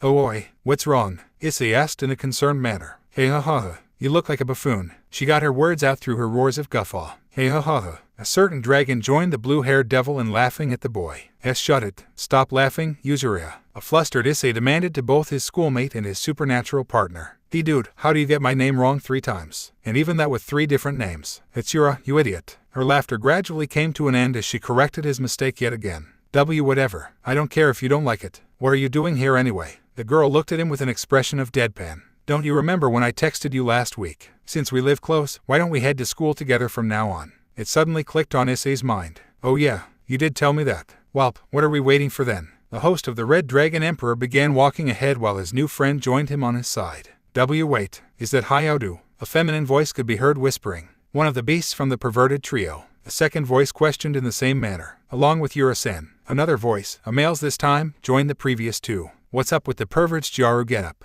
This wasn't the last murmur as many voices around the school could be heard. These voices contained jealousy, surprise, disgust, and even admiration. It was due to Issei's new look and the fact that Tsubasa Yura, one of the popular girls in Kuo Academy, was walking with him. Rumors were already beginning to form regarding both of them. Some of their voiced thoughts weren't quite enough as both Issei and Yura were twitching their eyes in annoyance. Both of them sped up and approached Issei's classroom before saying their farewells and separating. As Issei entered his class and began walking towards his desk, he managed to get the attention of every student that was in his class. Many were looking at their perverted classmate in bafflement, and some, among the females, eyed him a little too intensely. He tried to ignore the stares but couldn't when literally everyone was staring at him. However, everyone's attention went to the door as it was crashed open, revealing the rest of the perverted trio with furious looks. "Issei," Matsuda yelled while stomping up to him. "How could you?" Madohama followed up while joining his buddy step by step. "This is an act of betrayal." The two stopped at the same time right in front of Issei and decided to put their arms right next to each and form a fist. As both of the fists approached the confused teen, he swiftly dodged the attack. "Dude, what the hell? We didn't see each other for like a month and this is how you greet me?" A perplexed Issei voiced. "How could you get a girlfriend before us?" the bald former jock demanded as the four-eyed pervert nodded along.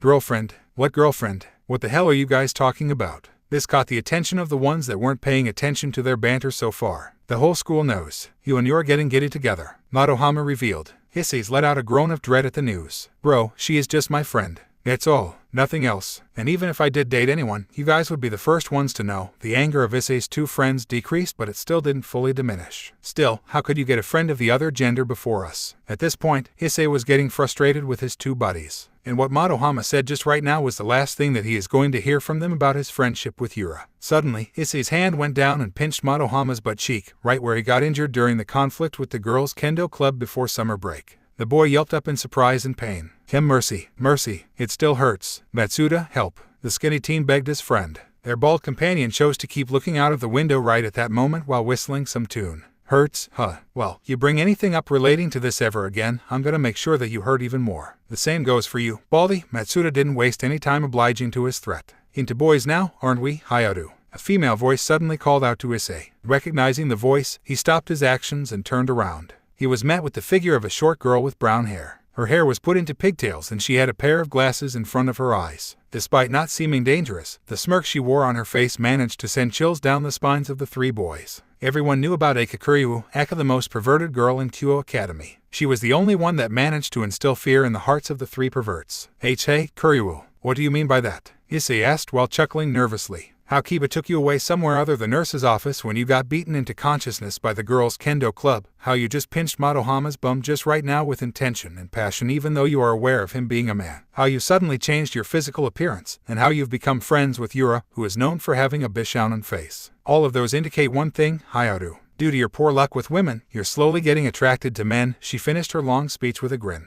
A look of horror appeared on the faces of the perverted trio. Matsuda and Madohama slowly scooted away from their friend while looking at him with suspicion. Some girls, who were part of the manga club, could be seen with gleams in their eyes. There were others who whispered while looking at him with sympathy, scrutiny, and concern. Issei, on the other hand, was stuck in his position as his inner mind was filled with trepidation and fear. "OHHHNOOO." The yell in English was heard by almost the entire school. Some of the students could feel the genuine pain in that yell and pitied the one that shouted so loud. It was already lunchtime in Kuo Academy. Students could be seen spread around different parts of the entire school building. Many were just conversing with their friends while others elected to go to the cafeteria or their clubrooms. However, there were many topics for the hallway gossip today. The main topics regarded only one man, and that man was none other than Issei Hayato. Many believed that he began dating Tsubasa Yura over the summer. Of course, this set off envy and jealousy in some among the small count of males in the school. Another rumor was that he had come out of the closet and would begin to peep on the guys from now on instead of the ladies, bringing inner relief to many females in the learning institution. There was even another one where people believed that Issei had become a bi now. The manga club was very excited about two of those rumors. As the students near the hallway of the student council office conversed about the rumors, Issei happened to be right there. His eyes kept twitching as the whispers somehow became louder and clearer than they should have been.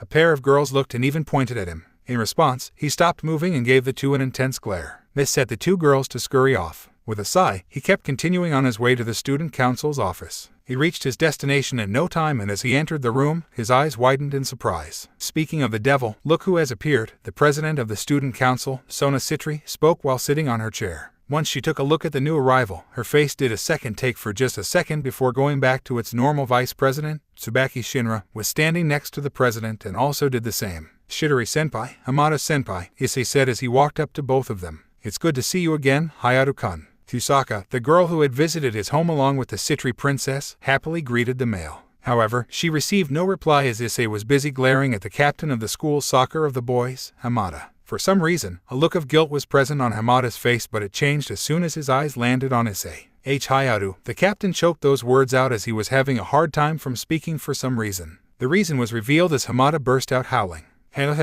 Why you look like a buffoon. Issei was gritting his teeth in frustration as he also noticed the she-devil from the other day quietly giggling at the comment. All of the giggling and laughing came to an end when Sona eyed Hamada and Momo with a look that demanded both of them to stop. I think you look great, Hayadu-kun. Kusaka attempted to raise the spirits of the boy, which had somewhat worked. The anger that was beginning to develop within him instantly diminished at Kusaka's words. Oh, thanks. You are the first one besides my mom who actually complimented my new look. A slightly flustered Issei thanked the girl as she nodded with a smile. Yeah, and again, sorry about this morning. Yura quietly apologized to the boy with bleached hair. Now you're fine. You already said that earlier, Issei assured the blue-haired girl. So, Hayadu-kun, how may we aid you? Sona asked the first-year student. Taichu, I'm here to hand in a letter. I want to formally quit the team. His statement brought a look of shock to some of the students present in the room. What? Kusaka stuttered. Don't you love soccer? Then why do you want to quit? Some short girl with her brown hair styled in long twin ponytails asked. I just don't want to play on a team where everyone hates me. I'd rather come off the bench on a different squad. Sona gave Hamada a look and he turned around to face Issei. Look, man, I know we all have been shitty towards you throughout the entire season.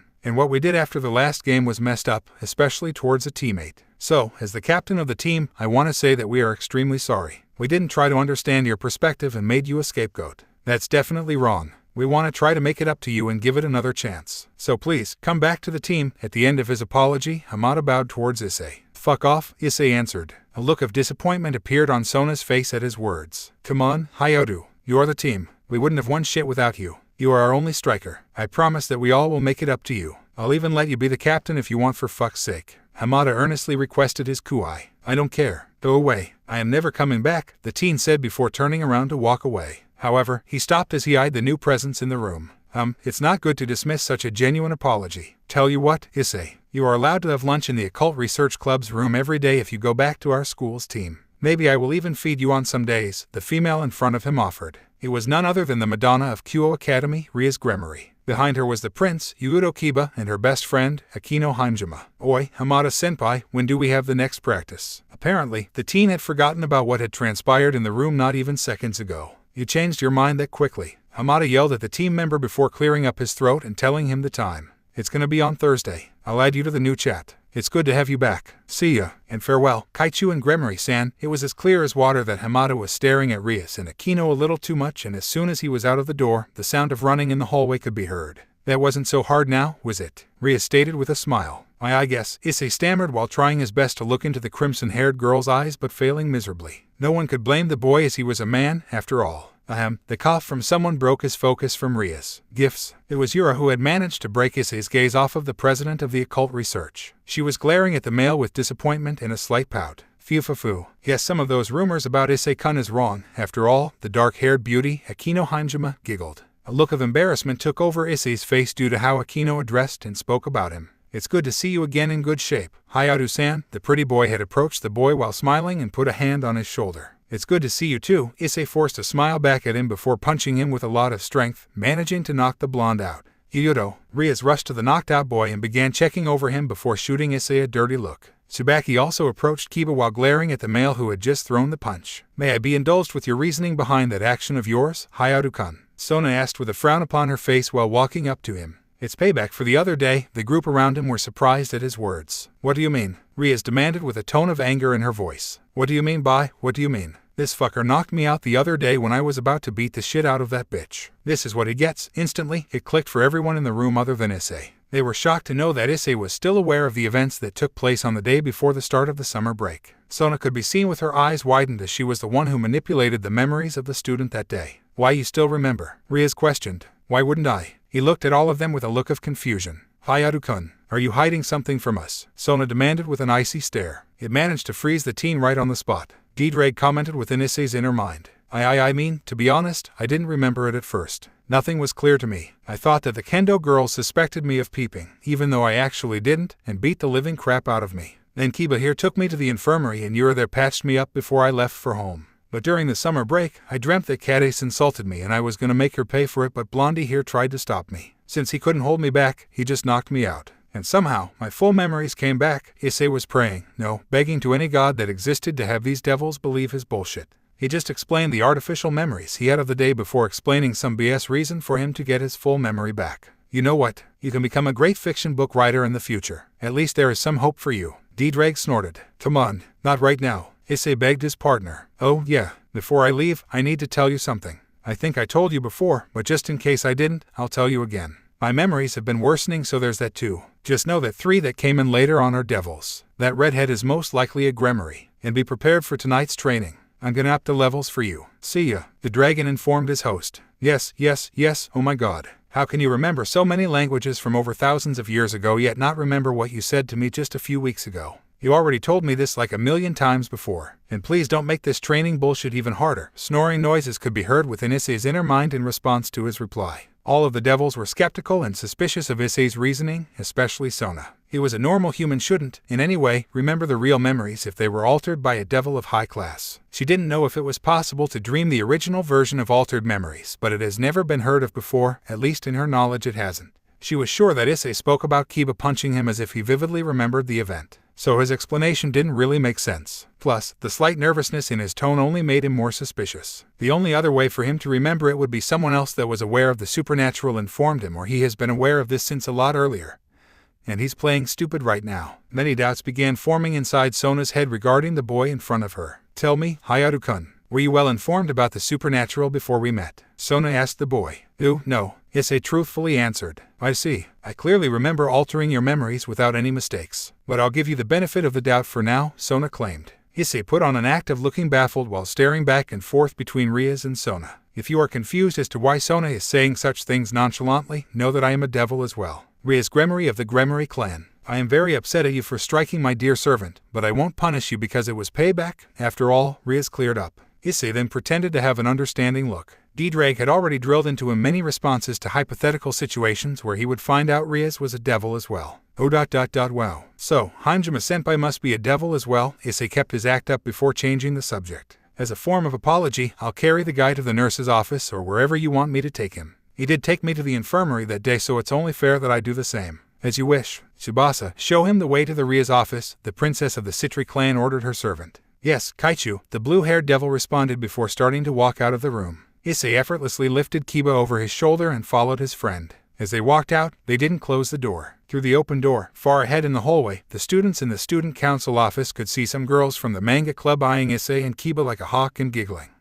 Maybe the rumors about Hayato-senpai must be true, Nomura, the youngest individual in the room, commented. Akino was the only one who responded to her comment with a giggle while Sona sighed at the young devil's remark. It was the end of school on the day back from summer break. Many students could be seen walking out with their friends and starting off from where they left off before the break. There were also many others who were by themselves. Among them was the host of the Red Dragon Emperor. Issei had a very eventful day and it was tiring, to say the least. Yura said she would be busy after school so she couldn't join him on his way back home. The rumors about his sexuality had annoyed him to the core. However, it was too late to do anything about it. Once a rumor spreads about you, it'll be over before you even try to dismiss them. Plus, he was one of the most hated individuals in the entire school as one of the members of the Perverted Trio. This already made him lose any hope he had to try to get rid of that false news regarding him. Oi, Issei, a voice called out to him, causing him to turn around. He was met with a scene of a panting Matsuda and Madohama. He let the two catch their breaths before they could say anything. They hadn't talked ever since the disaster in the morning caused by none other than Eika Kuryu. Look, man, what we did in the morning was fucked up, the bald teen started off. And we want to apologize for assuming about you, the boy with weak eyesight continued. Sorry, the two said at the same time while bowing to their friend.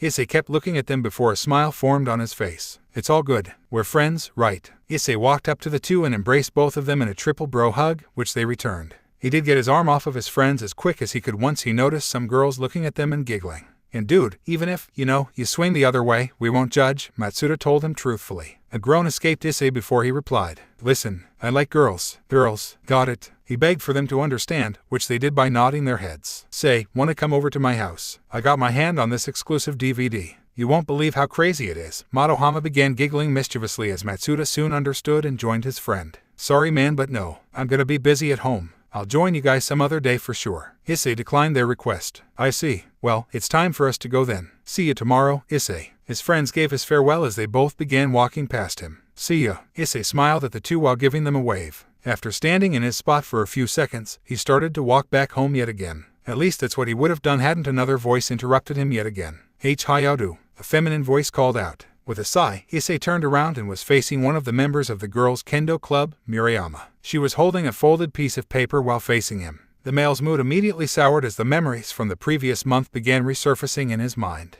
Yeah, what do you need? He asked in a cold manner. Murayama slightly flinched at his harsh tone. She then shook her head and slowly brought her arms out to hold up the folded piece of paper to him. He kept staring at the girl for a few seconds before grabbing the paper and unfolding it. It included a letter from the captain of the girls' kendo club, Kadace. She was also the one who had made those accusations about him regarding the game that Kuo lost. She wrote how wrong she was for falsely beating him into unconsciousness for peeping. She even got the signatures of all of the members. So she doesn't remember the real reason why I was mad. It must be because Kaichu altered her memories as well, thought the teen. I want to apologize for harming you that day even though you were not at fault. Kadace is extremely sorry too, Murayama confessed. I see. Then how come Kadace isn't giving this to me but you are? Issei questioned. It's because she isn't here today, responded the brown-haired girl. Issei knew she was lying. He saw Kadace in the morning but not later on. It meant that she had left early. Her friend hoped on the chances of Issei not catching on to the fact but it didn't work out. Then she could have given it to me tomorrow, Issei suggested before handing the paper back to her. Apology denied.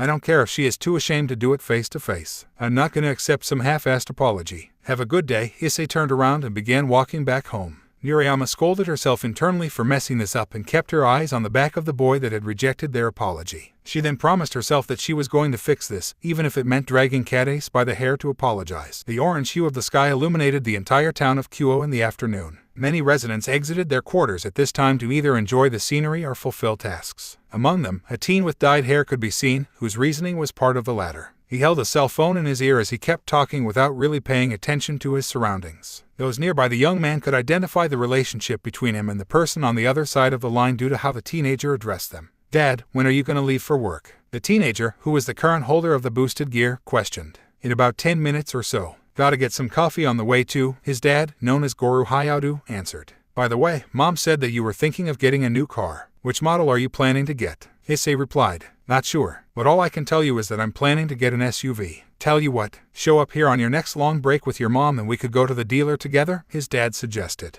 Awesome, we'll definitely think about it. The male student of Kuo Academy happily spoke. Now let's talk about you. How's school going? Are you getting good grades? Club affairs. The excitement that Issei had waned down at the inquiry of his school life. Ooh, my English grade is one of the best among the students in my year. Japanese literature is also pretty good. Other than that, my other grades are average. The only subject I get low grades on is science. And regarding clubs, I am still on the soccer team. I wanted to quit and join another team but I'm going to practice right now to see if I am going to change my thoughts or not, he explained to his father. I see. Listen, if you manage to get a B in science, S in Japanese literature, and in the rest of your subjects the next time you get your report card, I'll buy you the new phone you've been wanting for some time. A greedy look appeared on Issei's face at his dad's statement. You got it. I'll work hard, he claimed loudly into the phone. That's my boy. And one last thing, if you think you will be happier by leaving that team, do it. It doesn't matter if you receive the scrutiny of people for doing what makes you happy. Because at the end of the day, that's what matters the most, the older male advised his son in a fatherly tone. Thanks, Dad. It means a lot, Issei smiled. Of course, you are my dear and only son after all. Listen, I have to get ready to leave now or I will be late for my job.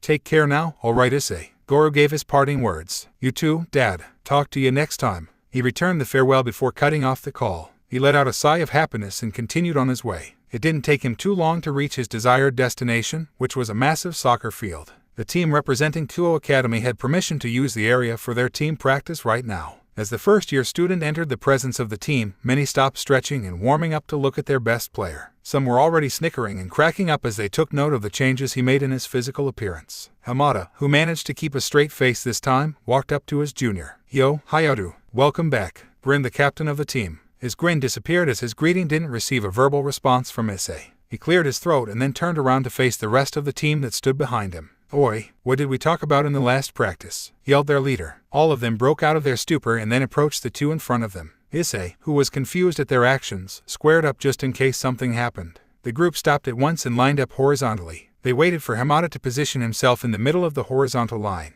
After that, all of them bowed in the direction of Issei. We're sorry, all of them shouted at once. The receiver of the apology stood dumbfounded at their deed. We're extremely sorry, Hayao-do, one of them said. It was really shitty of us to treat you like that, another one followed. so please forgive us for our stupidity. First of all, we need to stick with each other like brothers and build our chemistry. Then we can talk about winning. We were dumb enough to forget that as a part of the team. So once again, please accept our apology and be a part of our team. We promise to do better, Hamada added lastly. The first year kept silent for a moment and thought about their words before he finally showed a reaction to their efforts. Fine, I'll stay. Only on one condition though. The change of his aura and posture made many of the males gulp in apprehension. What is it? Inquired Hamada. I get to be the captain starting from now and you guys will have to complete the drills that I enforce. Looks of fear appeared on all of them at his demand as many began to sweat. Their coach was on leave for a couple of months due to a family matter and Hamada was in charge of the team practice and drills. He only had his team do the drills that their coach left, but Issei was a different case. There was no way that their team was physically capable of doing the monstrous training that Issei did. You'll be the captain. No problem with that. But, do we really have to change our assigned drills to the ones you prefer? There was still a bit of hope left in the now former team captain's eyes as he stared at the new team captain. I heard that the Ducks have a spot left on their team. Maybe they need someone on their bench. And the tiny bit of hope that Hamada had was gone at this statement. What are you talking about, Hayao? I'm just kidding. Of course, since you are the captain now, we'll follow only your commands until the coach is back. Alright guys. When he didn't hear any response from behind him, the senior turned around and sent a menacing look at all of them, managing to get his message across silently. We'll be under your care from now on, Captain. The bunch, including Hamada, bowed toward the host of Ddraig once again. This time, their group effort was enough to satisfy the new captain to still be a part of the team. The darkening sky in the town of Kuo made it clear that nighttime was arriving soon. It's been a couple of hours since the team made their declaration to accept Issei as their new captain. With his new role, he got to work immediately. He made all of them sprint until either some of them fell to the ground in extreme exhaustion or puked. Those that slowed down on purpose received a hit of a ball to their backs or chests from Issei kicking a ball in their directions. He then made them complete all of the other physical warm-up practices but kicked up the notch on their intensity of them. At the end of the session, if one were to look at their current state, only one of them was standing up. The rest had fallen to the ground in complete fatigue. Good stuff today. Let's take it a step further at our next meeting. Issei gathered his stuff and began walking out of the field. The ones that were able to hear his last comment internally sought mercy from any deity that existed. Hayao, why you demon? Whispered the former team captain, which was surprisingly heard by the one it was addressed to even though he was almost out of the field at this point. The young male was pleased and content with the events that took place during the team practice. Now, he would be able to beat them into better shape and improve the roster physically. Plus, he had control of the team until the coach was out. It meant that he would be able to call out the plays and formations and there'd be no disagreements, hopefully. One of their main weaknesses was that not everyone would be on the same page during matches, which led many of them to make costly mistakes. A cold drink would be perfect right now, the thought in his mind. Wasn't that something? Still, I kind of feel bad for those humans, Ddraig thought out loud in Issei's mind. Shut it, you geezer. You should be the last one saying stuff like that. Do you not remember what you put me through every time we do our training? I'd say it's more like torture. His calm mind suddenly became frustrated at the mythical being's words. You're much more capable than those vermins in terms of physicality. So you have to push yourself further than your physical aptitude to really become strong to protect yourself and face any danger that comes your way, explained the dragon. Whatever. Pretty sure the only reason you're doing this is to go fight the white one once you think I am strong enough, Issei murmured back. Oh yes, I forgot to add that one. Thank you for reminding me. Issei's eyes began twitching at the reply. The team mentally shouted back to the soul that rested in his body other than his own. Before he could add any more comments, his vision caught a girl of short stature in front of a crepe shop. Her slightly dejected pose, unique hairstyle, and regal purple dress were what managed to grab his attention. I told you, girlie, if you have no money, it means no crepe. The vendor barked at her. You have my promise of getting paid double the price. Only that you have to be patient until the payment is brought to you by my brother. The girl tried to convince the man as the wind that breezed by made her blonde drills sway. My patience is running thin because of you. I said get out. No. The seller was extremely pissed off at this point. It made some of the few strangers look in their direction due to how loud the vendor was. The short girl with blonde hair also looked furious, and before their altercation continued or went any further, Issei made his presence known between the two. Hello, what would you like to have? The store owner asked the teen not so nicely due to his terrible mood. Oi, Munchkin, which one do you want? The way he addressed the girl caught both of them off guard. How dare you address me in such a manner, you lowly human? She demanded in a threatening tone. Listen, I don't have any time for your chunny delusions right now. Be grateful that I am helping you out here just because I felt bad. Hurry up or no crepe for you, Issei replied to the girl who stood still at what he said at the end. Ugh, I want one with strawberry, ice cream, and banana. She clenched her eyes shut and quickly rushed those words out as if she was saying them against her will. There you go. Wasn't that hard, was it? Awesome, you heard her, the teen said. Brat, you shouldn't be helping out spoiled kids like her. They need to be knocked down a peg or two for their own good in the future. But who am I to say what you should do? I'm only a seller that's looking for some profit here. After all, the man spoke without care, ignoring the look of annoyance on Ravel's face. I am not a child, she claimed loudly. The man quickly prepared the crepe and was paid by Issei after the girl's shout. Issei then offered the crepe to the blonde girl, who reluctantly accepted it. Why, you have my gratitude for your actions. However, it doesn't mean you will be forgiven for your imbecility earlier. The tiny girl commented. Geez, are you one of the tsundere types? He shot back. Explain these strange terms you've been blabbering, human. She ordered the male. Well, whatever. Hope you become normal by the time you hit high school or you'll really have a hard time. Take care until then. He rubbed the girl's head before walking out, leaving the girl who was unprepared for his last act flustered and angered. Ravel, Riser has finally you already have one of those snacks. A new voice steered the attention of the girl away from Issei, who was already way up ahead. The tall owner of the new voice had a black button-up shirt rolled up to his sleeves with the top of his shirt unbuttoned and a pair of black pants. His hair was short and colored the same as his little sister's. What caused this quick visit of yours to warrant such a length of time, big brother? Ravel's yell made the male jump up in surprise due to him not expecting this big of an outburst at all. Riser apologizes for his late arrival. Dear sister, for Riser had to attend to nature's calling before collecting some lowly human currency, Riser confessed. Ugh, well, my desire has been fulfilled without your aid or intercession. Although you have my thanks for your effort, grumbled the little sister. If you would entertain Riser, dear Ravel, how were you able to purchase this nourishment of the plebeians? Inquired the tall man. Aye, there were some funds within my possession that my mind had disgracefully forgotten about, lied Ravel. Riser only raised his eyebrow at his sister's somewhat odd behavior. Whatever you say, he responded as his sister slowly began to nibble on the crepe. Brat, that was a devil, you know. Probably a phoenix from what my observations tell me, the Red Dragon Emperor mentioned as his host kept walking to his house. Oh really? Cool, I guess the teen stated his response nonchalantly. The question made Issei slightly slow down on his walk back home.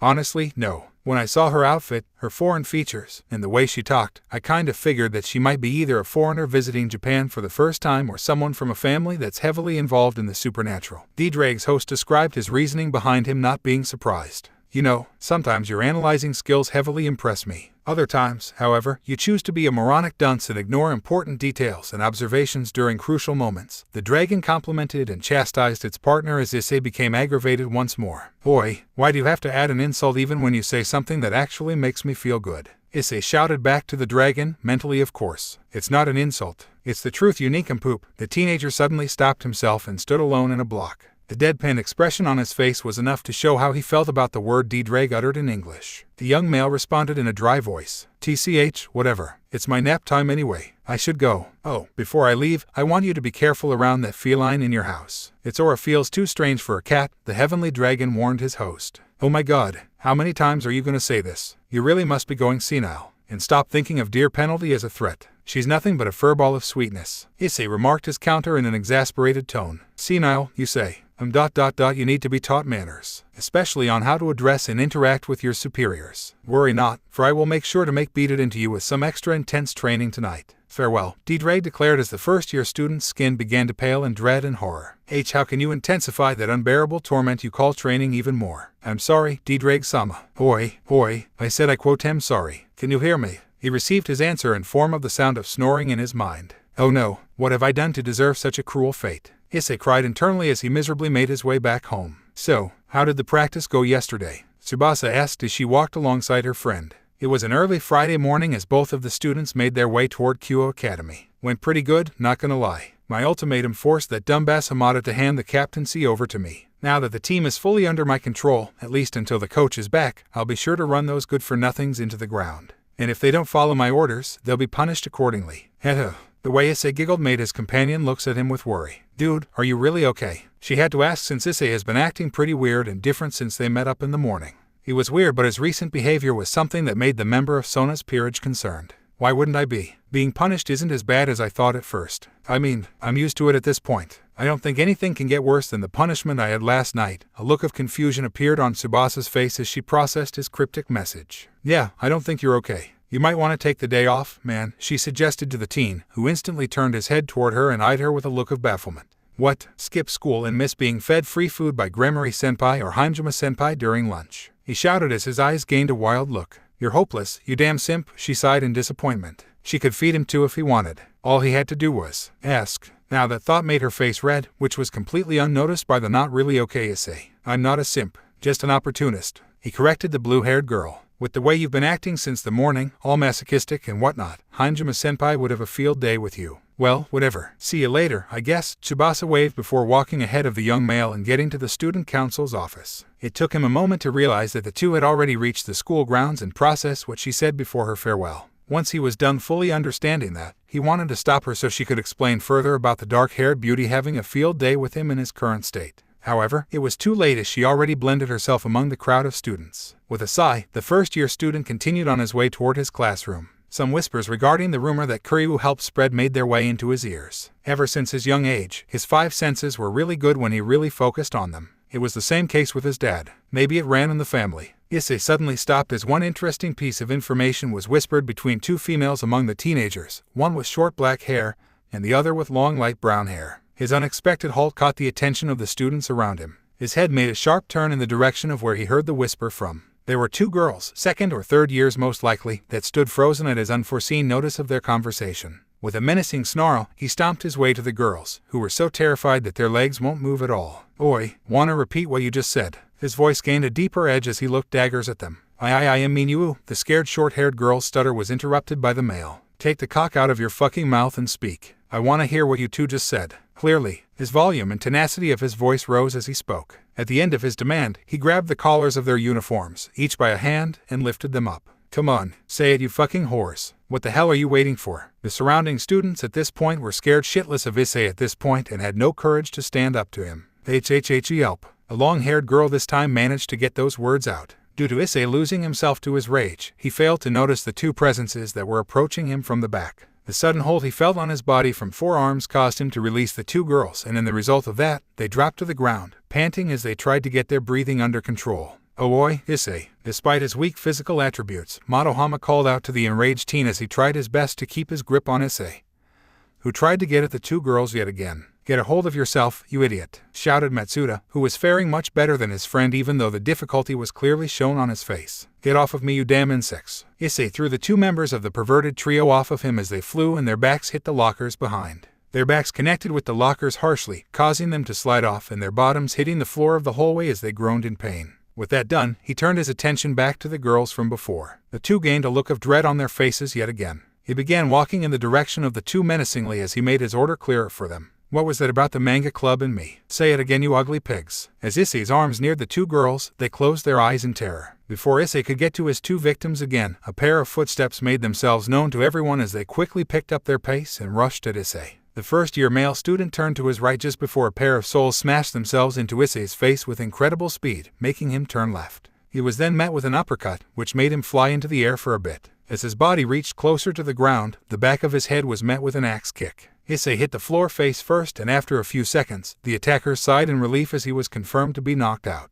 That was something. Tamo Meguri, a member of Sona Citri's peerage and one of the pair that kicked Issei's face, commented as she kept looking at the former brown-haired, now a person with bleached hair, lying unmoving on the ground. Well, tell me about it, chuckled the other kicker, Kiba, who had to deal with an out-of-control Issei for the 2nd time. You dumbass. The one who managed to knock him out, Tsubasa, sighed as she flipped Issei's body over. Some small cuts on his face and a bleeding lip were apparent once she fully looked him over. Other than that, he seemed fine. Ugh, first week back into the school and he is already causing me a headache, Sona Citri groaned as she suddenly appeared in the hallway and walked up to her fellow devils while grabbing her forehead, which proved her stress. Behind her was her assistant and queen of her peerage, Tsubaki Shinra. Tsubasa, pick up the brute so we can carry him back to our office, ordered the strict 2nd-year student. Yes, Kaichu. The rook of Sona's peerage lifted Issei's body with ease and threw him over her shoulder. Everyone that was in the hallway was gawking at the scene in front of them. A bunch of the popular students managed to stop the beast that began to rampage. All of them were too stunned to offer any verbal reaction to the entire thing.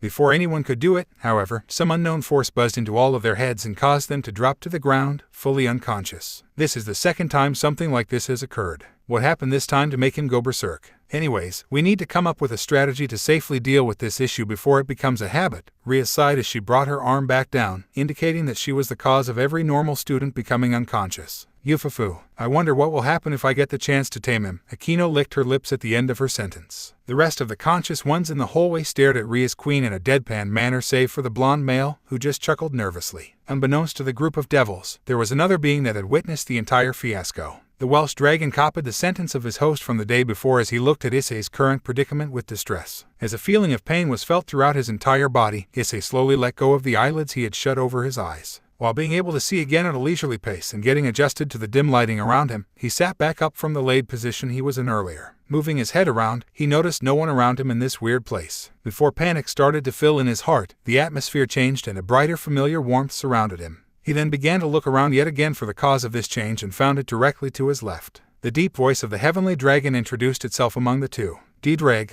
what the hell am I doing here? Is it already time for you to torture him? I mean, train me. Did the day really end so early? The last thing I remember was walking in the hallways of our school. The sacred gear holder fired off questions after questions due to his confusion. The dragon sighed before speaking again. This is such an inconvenience. Why did I have to get stuck with an idiot like you? Complained Ddraig as Issei's eyes twitched in annoyance. Why are you saying it as if this is my fault? In fact, it should be the other way around. I'm the one that should be despairing over the fact that I am stuck with a geezer like you. The teenager pointed at the dragon as he vented his steam off. Whether I am stuck with you or you are stuck with me matters not in what I was trying to say. I meant that you not being aware of your memories during your episodes of anger is really inconvenient. This forces me to tell you what happened and wastes my time. The Red Dragon Emperor stated. Issei's scrunched up face suddenly turned into a look of shock as realization started to set in. Are you telling me that I went batshit crazy again? The dragon just grunted in affirmation at this question. Oh man, what the hell happened this time? Issei kept staring at his partner, who seemed hesitant to say anything for some reason. Ddraig, being called out again, the dragon just exhaled loudly as smoke left through his nostrils and spoke again. The boy kept staring as he expected more than what he received as an answer. All right, I understand that. But what did they even do to make me angry? And I didn't hurt anyone that wasn't involved in this, right? He said the last question in slight worry. He didn't want any innocent that had nothing to do with whatever makes him lose control and get hurt because of him. No, nobody out of the ones that were involved in the issue was affected. And I think it's better to keep the cause of it from you. Issei frowned as he was displeased with the response. Why the hell won't you tell me? He demanded, but the Ddraig seemed to be adamant in his decision. I don't want to see what happens here if you end up losing control. I could take you down, but our mental link might get severed in the process, thus increasing the chances of you becoming brain dead. So it's better for you to be a maniac out in the real world, the red-scaled dragon explained to the human, who understood the reason and shuddered at the possible consequences but still wasn't happy about it. Issei looked up to his partner as his head tilted in puzzlement. Is everything okay? He asked in concern. I'm afraid I do not know the answer to that. I have noticed that every time you enter that phase of yours, a dark and potent ball of energy forms. It started off as a mere pinch-sized sphere without any aura, but as you keep losing control of yourself, it only grows in size and force. So this is just a warning. Be careful out there, for I do not know what this is and how to get rid of it without harming you during the task. A miasma of black energy formed in front of the teen as it kept pulsing with negativity. The only word that the boy could use to describe that thing would be dangerous. Looking back at the dragon, Issei offered Ddraig a smile of gratitude as he thought about how the dragon was keeping him protected. We might get into arguments a lot, but know this, you damn geezer. Thanks for having my back. I'll do the same when the time comes. I promise. For now, let's keep being the best duo this world has to offer. The soft smile turned into a grin as the teen offered his fist out to the Welsh dragon. The dragon, whose eyes widened for a second, was stunned due to his nostalgia. Right behind his current host, a silhouette of one of his previous hosts appeared while wearing the same grin as Issei. Ddraig just grunted before meeting Issei's fist with the tip of one of his claws. That was the last thing Issei remembered before a familiar feeling of being whisked away appeared. His mind went blank as his body began to flicker before completely disappearing, leaving the Red Dragon Emperor all by himself. My head hurts. The teen with dyed hair grabbed his head in pain. After a few seconds passed, he slowly sat up. He already missed the soft sensation that was under his back, although it was only for a little bit. Oh, he's already up, an excited voice announced with a shout. Opening one of his eyes, he was greeted with the smile of a very cute girl as she eyed him with her pink orbs. The sweet smell of lavender invaded the teen's nose as she was very close to him. Gah! Issei jumped backward in surprise as he did not expect this at all. This in turn caused his back to hit a familiar surface of soft cushioning. However, due to his surprise, his body flipped backward and he ended up crumpled into the ground, groaning in pain. Ouch, my back, he cried in pain as he began to stand up, crouching as he rubbed his back. Finally standing up straight, Issei looked at the people in front of him. By now, he was familiar with all of them besides one. The newcomer was the same girl that was close up to his face while he was regaining his consciousness. Her clothing had left Issei shocked to the core. Her black hair was done in twin tails. With a baby pink cap on her head, she had a baby pink sleeveless blouse as her top and a baby pink short skirt. She had a pair of stockings with a pattern of dark pink and black stripes that ended right below her skirt. Her pink staff had a golden star at the top with a pink circle surrounding it. It took him a few seconds to connect her face and outfit, but when he did, his eyes had become starstruck. Magical Girl Milky Spiral 7. he shouted in excitement as everyone was caught off guard. The girl, who only looked at him with confusion so far, suddenly beamed as her eyes lit up as well. Issei began looking around, ignoring the other occupants in the room, and finally rushed to what he was looking for. Opening up his bag, he took out a pen and a piece of paper before rushing back to the girl in cosplay.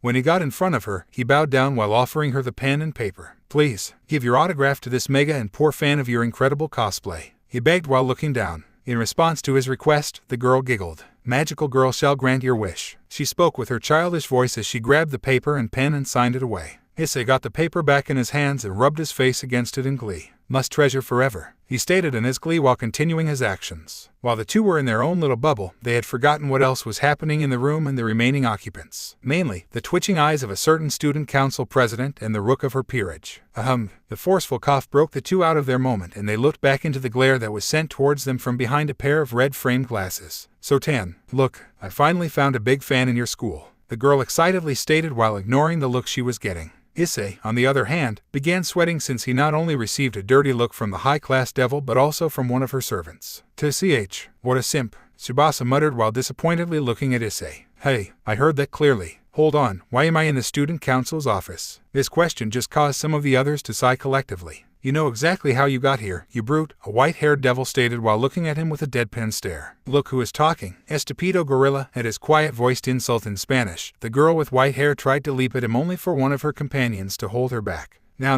Momo-chan, you must keep yourself composed." Kusaka, a member of the Citri heiress peerage, tried to calm down her comrade. "Let me at him. I'll make sure that simpleton never wakes up again," growled Momo while everyone else except for her master and her queen looked at the scene with a sweat drop. "You shouldn't refer to women as gorillas," Hayatu-kun nervously chuckled Yuuto Kiba, also known as the Prince of Kuo Academy. "Don't talk like we are friends or anything, you damn pretty boy." "Just looking at your face makes my day worse," grumbled the Longinus holder. Kiba held a look of hurt at Issei's comment, but no one knew whether he was faking it or if it was genuine. "Hayatu-kun," an icy voice called out to the teen, who froze at the tone his name was called with. Turning around, his gaze fell upon another female with glasses, but her hair was much longer than Sona Citri's hair. Her blank look began to scare him a bit as he backed up a little. "That's not nice, Hayatu-kun. Yuuto-kun is nice to you all the time, but you always look at him as if he is your fated enemy or something." Kusaka had always been nice to Issei since they introduced themselves to each other. She was even the first one besides his mom and Yura who had complimented his new look. So when she was scolding him with a look of disappointment, Issei just groaned in annoyance. "But he is my Issei" couldn't finish his sentence since he stumbled backward again, and his head landed on a very soft yet pleasant surface. "Ara, Issei-kun," a sultry female voice quietly spoke out while he felt the hot breath of the woman. His body shuddered and his face gained a massive blush and a silly grin. "Hanjima-senpai," shouted the boy with excitement. "Lately, you have been a very, very bad boy, Issei-kun. Maybe I should punish you." She whispered the last part to his ear. Steam released from both of his ears and a thin stream of blood fell from his nose. "Atino, stop teasing eyes." Another voice reprimanded the dark-haired devil, who only giggled in response. "Wait, eyes. Both of you refer to me with my first name. Don't only close people do that. Does that mean we're friends, Gremory-senpai and Hanjima-senpai?" Issei questioned the two. His question surprised everyone in the room. Even Sona had stopped chastising the girl with the cosplay as both of them looked at Issei.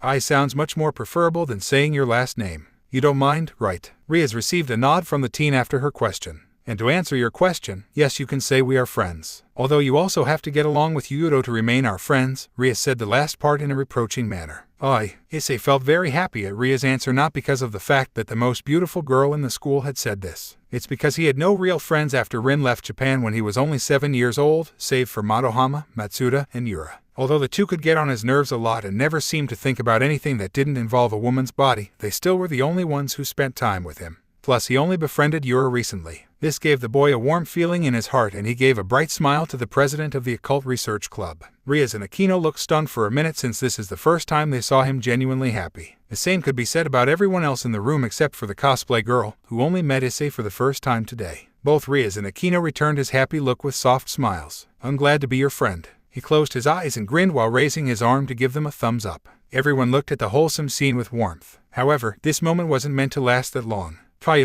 So cute. Yet again, Issei felt 2 orbs of soft flesh behind him for the day. This time, it wasn't an accident at all. Jijigao. And just like that, the boy's face gained a visage of perverse with his idiotic leer. "The big sister." Ddraig's host heard the voice of the student council president. Once he was released from the cosplayer's hold, he looked back to see the drained and hopeless expression of the Citri heiress. "Big sister," he repeated after her. Right then, the mysterious magical girl jumped in front of him looking as energetic as ever. I am Seraphal Leviathan, one of the 4 Mao in the underworld. People also call me the magical girl Leviathan. But most importantly, Sona-chan is my younger sister. Seraphal winked at him before hopping up and down with all of her abundant energy. Everyone waited for Issei to say something in return. However, he remained mute. His face was absolutely blank and no movements or twitching could be noticed on it. After a minute passed, the devils surrounding him began to get worried. Due to their growing worry, the Knight of Ria's Gremory's peerage chose to be the first one to take action. He walked up to his fellow male and waved his hand in front of the teen's face. Earth to Hayadu-kun. Kiba's actions were unanswered for a few seconds. Then out of nowhere, Issei grabbed his head in terror. "OHHHMYYYYYYGODDD." He yelled out in English without a care. As soon as he let the last word of his yell known to the room, everybody except one person grabbed their head in pain and winced. The only exception was Seraphal, who wore a slight wince for only a portion of a second before her face became normal. "Bad Issei-kun. Saying the G word is forbidden among us devils. Or we get a headache if we hear it," Seraphal admonished the wielder of the boosted gear. Issei still had a look of horror on his face as his eyes landed on one of the demon kings in front of him.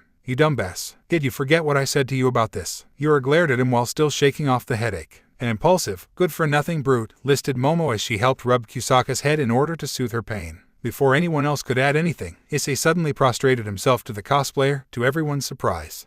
Forgive me if I have done you wrong in any way. Please don't kill me. Have mercy," begged the teen. After learning that she was a Mao and hearing only snoring noises instead of a mental suggestion or advice from his partner, he had deduced that the Mao was here to execute him for having the boosted gear. "Silly, magical girl Leviathan likes you, so get up or I will actually get upset," pouted the older sister, whose words made the teen pull his head up. She noticed the small tears that began to form in his eyes as he still looked at her warily. Really? He waited for the confirmation. Really? She smiled before grabbing in a hug from sideways and rubbing her face against his. "So Tan, let's go out together with your peerage and Issei-kun for lunch today. You too, Rias-chan." Sona pinched the bridge of her nose and rubbed her forehead while Rias just smiled at the Demon King. "I'll be fine with that, Lady Seraphal. I'm sure no one objects to this decision, right?" Everyone just shook their heads at her question. Both of the peerages from Kuo Academy along with the Mao and the host of the Red Dragon Emperor had gone out for lunch. The students were not permitted to leave the school grounds at all unless their parents called the administration or they had proof of permission prior to leaving.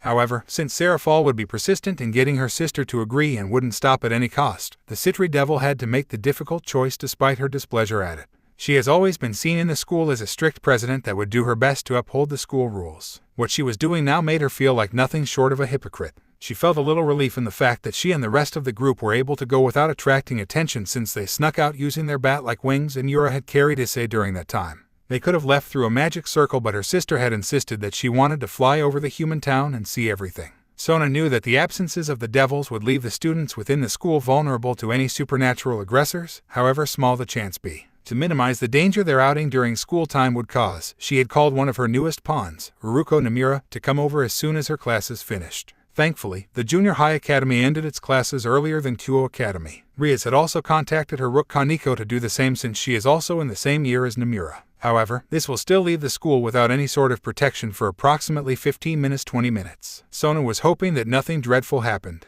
Right now, the group had been out for around 15 minutes. Sona's older sister clung to the younger Citri's arm, ignoring many of the looks she received from the passersby. "I'm having a great time with my little Sona-chan," a voice next to her declared while her right arm was being squished between something soft. That thought made the Citri heiress think about herself and her mood worsened even more. "Oh Sona." Rias could only look at her childhood friend in pity. She knew how Sona felt when the matter of the size of her natural gifts were brought up. "I guess it is a good thing for you that Lord Surzech isn't here with Lady Seraphal." Rias could only shudder at Akino's words. She didn't even want to think about what her brother would do as she kept looking at how Seraphal was doting over Sona as of now. Akino, meanwhile, looked at the girls from Sona's peerage. All of them were walking in their own group, having their friendly talk. The dark-haired girl then looked behind her to see her blonde comrade trying to have a pleasant talk with Issei, who just looked like he'd rather be anywhere except for where he was currently. "Had no idea you liked cheesecake, Hayadu-kun." "So do I," spoke Kiba in an amiable tone. "Just shut up already," grumbled Issei in response. The other male chuckled lightly at his peeved voice. "Please believe me when I say this. I do not ask for the girls in school to obsess over me every day if I am being honest. I'd really appreciate it if someone could help me with an issue regarding this matter," Kiba explained.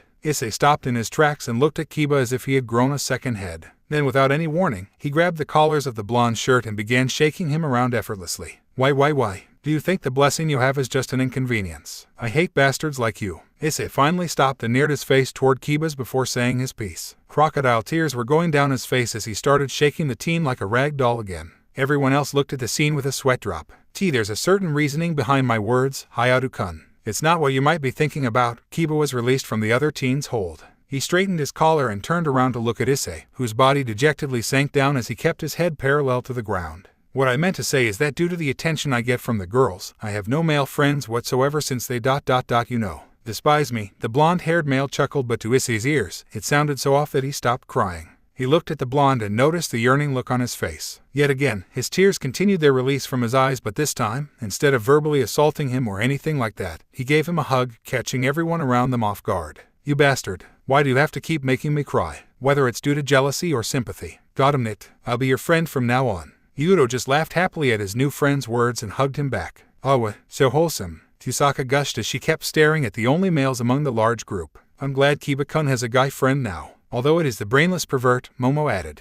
Her friends were surprised at how she treated the human. She is usually nice to everyone, but ever since chasing the stray devil to Issei's house, the boy for some reason irked her all the time. Wow, didn't expect that from him, to be honest, the androgynous member of the peerage said. This could turn out to be more than a friendship. Remembering the things said about Hayato-san from the other day, what if he is actually, Meguri reminded the group. All of the girls except one shuddered at that thought, yet found it a little ... hot. The vice president of the student council suddenly paused in her tracks after the last comment was made. The vice pres. The knight stated in concern at her abrupt stop. I apologize. Let's continue to the food court. The girls around Tsubaki nodded at the order and continued on their way. Everyone entered a pretty good quality restaurant to have more food. Serafal excitedly jumped up and down, collecting looks of surprise and lust from the surrounding customers and staff members. Sona tried to bite back her shame as much as she could, but from one look on her face, anyone could tell that she was the last person someone would like to anger. Guys, I think I should go back. I don't have enough money on me at the moment to get anything from here, haha. Issei announced while rubbing the back of his head in embarrassment. Nonsense, Issei-kun. I'll cover for you. Yudo smiled at his new friend. Issei just clicked his tongue at the male. No thanks. Just because we're friends now doesn't mean I don't like you for hogging all the girls or anything. Issei huffed while turning his head away. Tsundere, Meguri, Momo, and Yura said at once with deadpan stares. What? I'm not a damn tsundere. He yelled at the trio. Their banter was put on hold when the ringing of a cell phone was heard. Sona picked it up and her eyes widened at what she heard from the other end of the line. Afterward, she cut the call and faced everyone else with a serious expression. We need to go back. Something happened at Kuoh. Everyone gained a look of worry at her statement. For some reason, she looked at Issei for a second before looking away. I second that. Kaneko sent a text just right now. Rias joined her side with a similar aura. She also stared at Issei as Sona did. Oh, do you really have to go? Pouted the Mau. Big sister, start acting serious for once. Everyone got caught off guard. A calm, cool, and collected Sona Citri just raised her voice in anger at her sister. Serafal, who was also shocked, looked hurt for a fraction of a second but instantly smiled. This was only noticed by the host of the Red Dragon Emperor. Okay, Big Sis apologizes to her dear Sotan. Until next time, magical girl Leviathan says goodbye. She suddenly vanished from everyone's view. Issei looked surprised at the fact that no one seemed to notice how a person had just vanished out of nowhere right in front of them. He tried to contact Ddraig, but still, the only thing he got in return were snores. Let's head out right now. Rias and Sona nodded at Tsubaki's words as Akino stood next to her. I apologize for what just happened and for having to cut this outing short. Everyone, even Issei, shook their heads at her apology. No need, Kaichu. There's always next time, Meguri responded. Thank you for understanding, everyone. Let's go, Sona ordered, and everyone followed after her. Both peerages and Issei reached Kuo Academy in a matter of seconds. They only had to go somewhere where there was enough to draw a big magic circle. After the Citri heiress drew one, all of them were transported into the student council president's office. Issei felt a slight inkling of motion sickness, but it went away in a couple of seconds. Sona immediately walked up to the door and opened it to see Nomura and Kaneko. Both of the newcomers' eyebrows rose at the view of the human, but they didn't say anything about it. Where are they now? Sona questioned her younger subordinate. They are in the infirmary, the pawn answered. Everyone besides Rias, Sona, Tsubaki, and Akino looked confused. Sona just sighed and rubbed her forehead in frustration. It was as if she got hit with a major failure. What happened, President? Kusaka asked. Rias ... if you don't mind, requested the short-haired high-class devil, to which Rias nodded. 2 of our students were beaten up by a group of teenagers. A gang, to be more precise, Rias explained. Everyone's eye sizes grew at the revelation. Why, what did the 2 students even do? Asked the white-haired devil from Sona's peerage. It's because the gang was looking for Issei-kun. Akino dropped the bomb. Everyone looked at the teen in question. Huh, what did I do? And why the hell would they beat up 2 others if they didn't find? And it suddenly clicked in Issei's mind. A look of horror and dread filled his face before he took off, his body getting smaller and smaller from the angles of the devil's vision. Issei ignored the Kiba's call and leaped through the stairs. He pushed away everyone, boys and girls alike, if they ended up being in his way, while he sprinted in the hallway. His legs stopped right in front of the infirmary. Without even knocking, he opened the door and found the chair empty. But that wasn't what he was here for. Behind the desk and the chair was a curtain. He walked up to it and slowly pulled it away. He noticed 3 beds in the larger portion of the room. The bed near the curtain and the one in between had occupants in them. Issei slowly dragged his feet forward and walked until he was between the first and the second bed. He eyed the shut-off eyelids behind a broken pair of glasses of one injured male and the bandaged wound on the bald head of another. Both of their bodies contained bruises and marks. Even all of the bandages wrapped around them didn't hide some of their injuries. Issei just clenched his eyes shut, trying his best to prevent any tears from coming out. "Hayaudu," a feminine voice called out behind him. He whipped his head around and opened his eyes to see one of the captains of the kendo club, Murayama. She had a paper in her hands just like last time, and Issei was livid. "What the fuck did I tell you last time, stupid bitch? Get out of my face," he roared at the brown-haired girl, who just accepted the harsh words while keeping her own eyes shut. It's not what you think. This is not from Kades. This is from this guy named Tetsu, the leader of the gang that beat up those 2. Matsuda and Madohama heard they were looking for you and tried to defend your name from their nasty insults. Even though they were trapped and getting hit over and over, the 2 still refused to agree to their insults in exchange for being let go." Suppressing her fear, Murayama cleared up while pointing to the unconscious males near Issei. Issei, hearing the name and the gist of the full story, stomped up to the terrified girl and snatched the letter from her hands. He then read the contents of the paper, and as he continued, his enraged look got even angrier if it was possible. After reading the entire paper, crumpled the paper and threw it to the other side of the floor. He then looked at his 2 friends before looking ahead. Murayama saw the tears that were storing up in both of his eyes. "This is war." A tear leaked out of one of his eyes as he made his declaration. He then proceeded to stomp out of the room. Right when he was about to leave, the Occult Research Club and the Student Council entered the infirmary. Before they could address Issei, the teenager had already walked past them and into the hallway. Tsubasa prepared to run after him, but a hand on his shoulder prevented his desired actions. "Don't." Sona shook her head with only one word said and took her hand off as the group of devils watched their human acquaintance walk away. But none of them noticed how the irises in Issei's eyes grew a bit and turned into a pale yellowish color before they returned to being the usual brown. The clock was a half-hour away from hitting midnight. The teen had left his school after leaving the infirmary. He didn't care about any consequences he might face for leaving the school without permission. He tried to sleep this shitty day off, but he couldn't sleep. He couldn't go past a second without thinking about how Madohama and Matsuda sacrificed their health just to keep his pride. All of this over the incident in the game his soccer team played before the summer break. The thoughts were like flies to him. It's as if these stupid insects wouldn't stop buzzing around and they prevented him from having a nap. He remembered the exact words mentioned in that letter. Without thinking any further, he grabbed a blue tank top and the baseball bat from his closet. After putting the top on, he didn't even take his phone and slowly walked up to the window. Before he could sneak out through the window, a slight shuffle of noise alerted him. Looking back, a pair of goldish hazel eyes stared back at him. "Naya." The cat made the noise without taking its gaze off of him. "I'll be back. Stay quiet till then." His voice lacked the usual warmth it had whenever he interacted with the black feline. Without saying anything further, Issei escaped through the windows and walked away from his house. A moment after his departure, the feline's body began to glow all of a sudden. After the glow receded, there stood someone else instead of the cat. It was a voluptuous young woman with long black hair, which was split into bangs in front of her forehead. 2 feline-like ears could be spotted on top of her head, one on the right and the other on the left. Her eyes had hazel irises with cat-like pupils. She had a black kimono on her body with a yellow belt around her waist. The top part of her outfit showed off a good amount of her large chest. Her face was serious as she kept looking out through the window. Can't follow and help Issei-kun unless I leave off the residue of my magic and alert Shiren in the process," the woman quietly muttered before walking out of the boy's room. She walked back and forth for a couple of minutes in pondering. A thought suddenly passed through her head and she smirked. She then walked down the stairs and made her way towards a room on the first floor. Slowly turning the knob on the door, she was greeted with the view of a middle-aged woman sleeping on her bed. Walking up to the woman, she raised her hand. The hand had a small orb growing on its palm and it was shot at the woman's head. As soon as her work was done, a puff of smoke surrounded the space where the mysterious woman's body was. After the smoke dissipated, Penalty just stood there, giving off an impression of a completely innocent and adorable cat. Under the dark and clear sky of the town of Kuoh, a teen could be seen walking by himself mostly. It was already late into the night and almost all of the citizens in the town were home, sleeping off this time. The same couldn't be said for the teen. Issei was unable to even take a much-deserved nap. His lack of sleep from the night before still didn't help him doze off today. The events that took place earlier in the day kept roaming around his mind. "Partner, you've had 2 long days. Just go back and try to sleep. Meditate if needed, Ddraig recommended within his mind.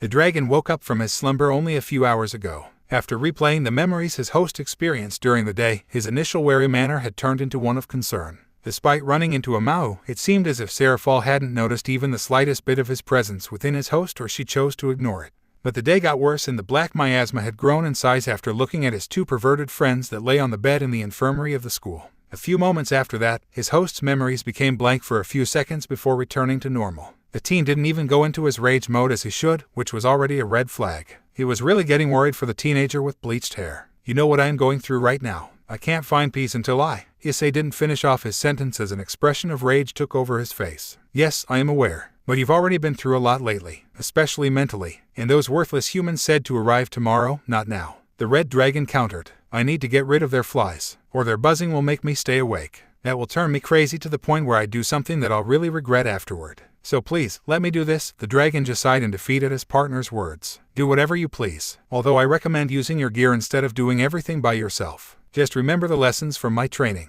That should help in case things get a bit tough. Issei grunted in affirmation as he kept walking to his targeted destination. It didn't take the teen too long to see the view of an old and abandoned church. Seeing the church would always bring Issei warm and good memories, but that wasn't the case currently. Wearing a blank face, while maintaining his simmering anger, he looked on as a huge number of males could be seen, around 40–60. Most were teenagers his age or a few years older. There were some bikes parked on the road nearby. They were all laughing and cackling as they kept talking. Their action stopped since one by one, everyone had seen the teen that was approaching them from the road ahead of the broken church. One among the massive group walked down the stairs and out to the front. He stood there with a crazed grin as his mixed black and blonde hair fluttered at moments due to the pressure of the wind. Look who decided to show up. The teen standing in the front yelled out smugly. Tetsu, Issei muttered while eyeing the people in front of him. Told you to show up tomorrow, but here you are right now. I've been searching for you like a needle in a haystack. Took some damn time before one of my guys got intel on you a couple of days ago. Finally, I'll put you in your place, you bastard. He grinned. The young men behind him cheered in glee while they were getting ready with their own bats, wooden swords, kitchen knives, and many other types of weapons. Issei didn't say anything to the teen and continued on his way toward the massive gathering.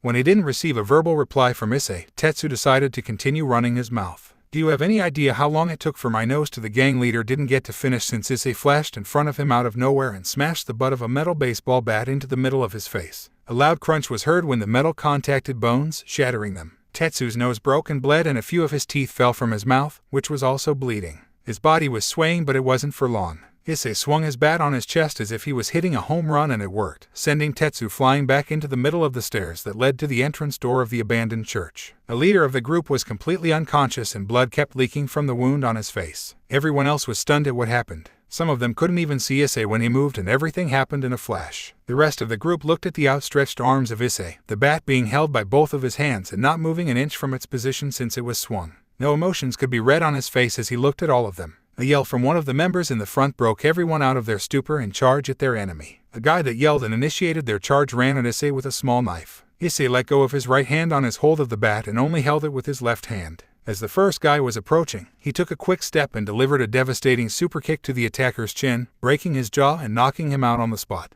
He then spun around in 360 and swung his bat to the left, cracking the skull of another attacker, who was sent flying back like his leader. Issei then leaned his body to the left to dodge an incoming punch. He grabbed the head of the attacker and smashed his knee onto his face twice in a row. The victim crumpled to the ground as his consciousness left him. He then stepped back while leaning to the right as the newcomer missed his thrust with a wooden sword from behind him. Issei then swung his bat upside down onto his head, effectively knocking him out. Issei rushed to the stairs in front of him, towards the incoming attackers of a big number. He threw his bat in the air above him and confused some of the enemies. Then grabbing onto the handrail that parted the wide stairs of the church into halves, he pushed himself up. He turned his body around in the air without difficulty and did a split kick into the chests of two guys to his right and left respectively, sending them away into their own guys. He then grabbed onto the handle of the baseball bat that appeared in front of his face and swung it down onto another enemy that appeared in front of him, right on his shoulder. The guy's eyes rolled back due to the force behind the hit and his mind shut down. Landing on the surface of one of the stairs, he turned around and blocked a hit from a baseball bat with his own. Moving the blocked bat to his left with pure strength, his view cleared and he headbutted his foe, making him skip back a bit. Ignoring the small cut that showed up on his forehead, he delivered a strong kick into the enemy's chest, putting him out of the game for good. Before he could do anything else, two simultaneous hits on his back made him wince in pain and slightly stumble forward. Turning around to see the grinning culprits, he blocked the guy on his left with the bat and pivoted his body to the right to dodge the second guy's swing. Taking the opportunity, he axe-kicked the man in the back, putting him to sleep. Using the struggle of his block, he brought the man's bat down a bit before jumping up to drop-kick him. The victim was sent flying back into some of his own comrades. As gravity pulled Issei down, 2 large arms grabbed onto his torso while his feet still hadn't touched the ground. "Huh, gotcha," the voice of the big dude that grabbed him taunted before powerbombing him onto the ground. "Guh," Issei gasped as the force of the attack made him unclench both of his hands, thus losing possession of his weapon. Willing his pain away, he got up to face the large man, but while he tried to rush for an attack, he failed to notice the knife that impaled itself on the right side of his upper back. "Ag," Issei shouted in pain, but he couldn't focus on it any further since he received another attack to his head thanks to a baseball bat. The hit caused him to drop to his knees. He put one of his palms on the ground and still tried to push himself up to fight back. However, someone kicked his back and forced him to lay on the ground face first. It was obvious that he was overwhelmed by the large number of the members in Tetsu's gang despite showing prowess in his combat abilities. The stab knife from his back was pulled down by somebody to give him a longer and deeper cut, causing him to yell in pain. It was then pulled out and everyone surrounded the teen. They began to beat him by either kicking his injured body or hitting him with their wooden swords or bats. His body was flipped over due to a kick from one of the men and now he was laying on his back. After a few seconds, 2 of them grabbed his arms and forced him to be on his knees. Then he began receiving kicks or hits from baseball bats, each being the courtesy of a different member. Crimson, iron-filled liquid escaped through his lips that were swollen a bit due to the attacks he received. Issei thought he was just imagining the yell in his mental link, but not after he heard the same voice again. "Listen, stop being a fool and lift the mental block from activating your gear. I told you before, their number is just too much." Issei ignored the demands of the Red Dragon Emperor. "Huh, imagine we send a picture of this worthless shit to his mom for ransom money. Not only will we get bread, but we'll also get pussy too if we play the cards right," announced a large man from before with a creepy grin. His plan made the rest of the members that were still conscious yell in excitement and glee. Issei's mind stopped at the last sentence. Then everything began playing in his mind like a movie. The game in which he got a red card for headbutting Tetsu, the kendo club insulting him without knowing any context, seeing Matsuda and Madohama's broken and injured bodies, what these bastards said about his mom, all of these things played out in a sequence in his mind. Unbeknownst to him, the miasma of the black ball of energy within him flared out in an instant. In the real world, Issei suddenly raised his head. The ones who looked at the sudden action were terrified. The brown eyes of the teen had become pale yellow with the iris enlarging in size. The white sclere of his eyes was only noticed on the sides of the irises. He pulled his arm down with a yell and released the hold that was in his arms. He then swung his arms out, sending away the 2 guys that were holding him for minutes. His nails grew to the point that his hands now resembled a claw. "WW, what the fuck are you?" The big guy received a reply in the form of 4 deep diagonal slashes, thanks to the claw of the now re-energized Issei. The ones behind him now stepped back before rushing at him again. The guys in the front, who are aware of what Issei now looked like, were scared shitless since they just watched one of their bigger members get taken with ease. However, their confidence grew with the yell and charge of their comrades from behind the now transformed teen. The feral teen did a handstand before any of them got close, and when they neared, he began spinning around with speed. This caused many of the attackers to be kicked in the head and in the process, get pushed into each other. After the mob was stunned by the move, Issei did a quick cartwheel before standing up and performing a dropkick into a man's torso. He felt a hit on his back and a slice on his bicep as soon as he landed. However, this time, the attack didn't seem to faze him. He turned around to face the guy with the knife in his hand, terrified at the gaze from his pale yellow eyes. Issei grabbed his wrist, which caused enough pain for the man to let go of his weapon, and rotated the man's arm till a large pop sound was heard. Ignoring the man's scream, Issei still kept his hold on the wrist and swung him to block the incoming hit from the guy with the baseball bat. While he did that, he felt an attack on his leg and the arm of his free hand from 2 blunt weapons. Despite the swell that began to form on the areas that were hit, his body didn't show any reaction to them at all. Releasing the wrist of the knocked-out guy, he kicked the guy he was blocking in the chin and knocked him out. Turning around, he faced the guys that attacked him from the back. Before he could move forward, a loud, ear-ringing noise was heard. This stopped everyone from advancing and they all paused to look at their target. Issei, who now stood still, had a big wound on his right shoulder. He slowly turned around to face a young teen, not much older than him, holding a gun. The weapon had smoke coming out of it as the boy kept shivering under the stare of the sacred gear holder. Issei's face gained a look of enragement and he flashed to the boy's direction. The teen had no time to react to the uppercut that sent him into the air and the axe kick that dropped him to the ground with force. Issei then eyed the hand that held the gun, which was still in the guy's hand despite getting knocked out. He then began stomping on the hand, to the point where it became just mingled bones and almost ground meat. The rest of the guys were now truly scared. Their fear of Issei's appearance, along with the demonic look he now had, managed to petrify all of them to the spot. The fire that they had, in the beginning, was all but remaining. They wanted nothing more than to escape. However, their fear had managed to freeze them on the spot. A few did drop their weapons on the ground and began running, but to no avail. The escapee's failure started with one of them getting a flying kick to the back of his head. Then it was a bone-crunching punch to the ribs. Then a slash from Issei's claw. This continued until all of the ones that tried to get away were on the ground, knocked out and bloody. SS shit. What the hell did I sign up for? Whimpered one of the men. If we want to get out of this alive, we gotta fight through that monster, another one stuttered. Reaching a consensus, all of them yelled and rushed at the team to finish their job. Issei, on the other hand, gave a terrifying roar before running at them as well. The two forces met in the middle and started attacking. Issei kept getting hit and injured due to the sheer number of his foes, but he was tanking all of their attacks with ease. The same couldn't be said for Tetsu's gang. Each of them was getting taken out in a couple of hits. If anyone were to view this from a side angle, they would notice each of the mob members falling down to the ground one by one while Issei's body never reacted to their attacks on his body. This onslaught continued past midnight in the town of Kuoh. A pair of footsteps could be heard moving rapidly in the quiet night in Kuoh. The cause of this was none other than Momo Hanakai. The devil was looking around the entire town with the aid of her enhanced vision. She clicked her tongue in annoyance as the efforts of not only her but also her comrade haven't borne any fruit over the last 25 minutes. A blue intricate pattern inside a small circle appeared right next to her ear. Update. The voice of her master could be heard through the magic circle. Nothing so far, Momo replied. I see. Please continue, Sona ordered before the magic circle dissipated into thin air. As she continued with her search, she ran into one of her fellow peerage members. Momo slightly panted while Meguri didn't look tired at all. Momo-chan. The knight looked at her friend. Where did that idiot go now? I want to go home and sleep, whined the white-haired devil. We only have the church left to check, I think. Let's do that and then we'll all probably go home. If Hayato-san isn't there, then he's most likely out of town, the girl with the reddish-brown hair spoke. Both looked at each other and nodded before they set out to look over the church area. Even though they were hesitant since they were devils, they willed themselves to go over the area of worship. Right before entering the street that led straight to the entrance of the church, both of their eyes widened at the distinct rust-like smell that emanated from the street. Picking up their pace, the two devils hurried into the street. As soon as they entered, the view that greeted Momo and Meguri left them speechless. Shaking out of her shock, Momo quickly dialed the number of her master. Did you find him? The student council president asked. Why yes, he's ... I in front of the church. You need to come here quickly, Teichu. Meguri-chan is already with me, quietly replied the devil. Are you guys alright? Did anything happen? The voice of the Citri heiress held a tone of concern. No ... We're fine. But please come here quickly, Meguri requested from Momo's left side. I'll let everyone know. Thank you for your hard work, Sona voiced before cutting off the call. No words were spoken between the two until the rest of the search group arrived. When the rest of the Citri peerage and the entirety of Gremory peerage arrived, every one of them also looked flabbergasted at the scene.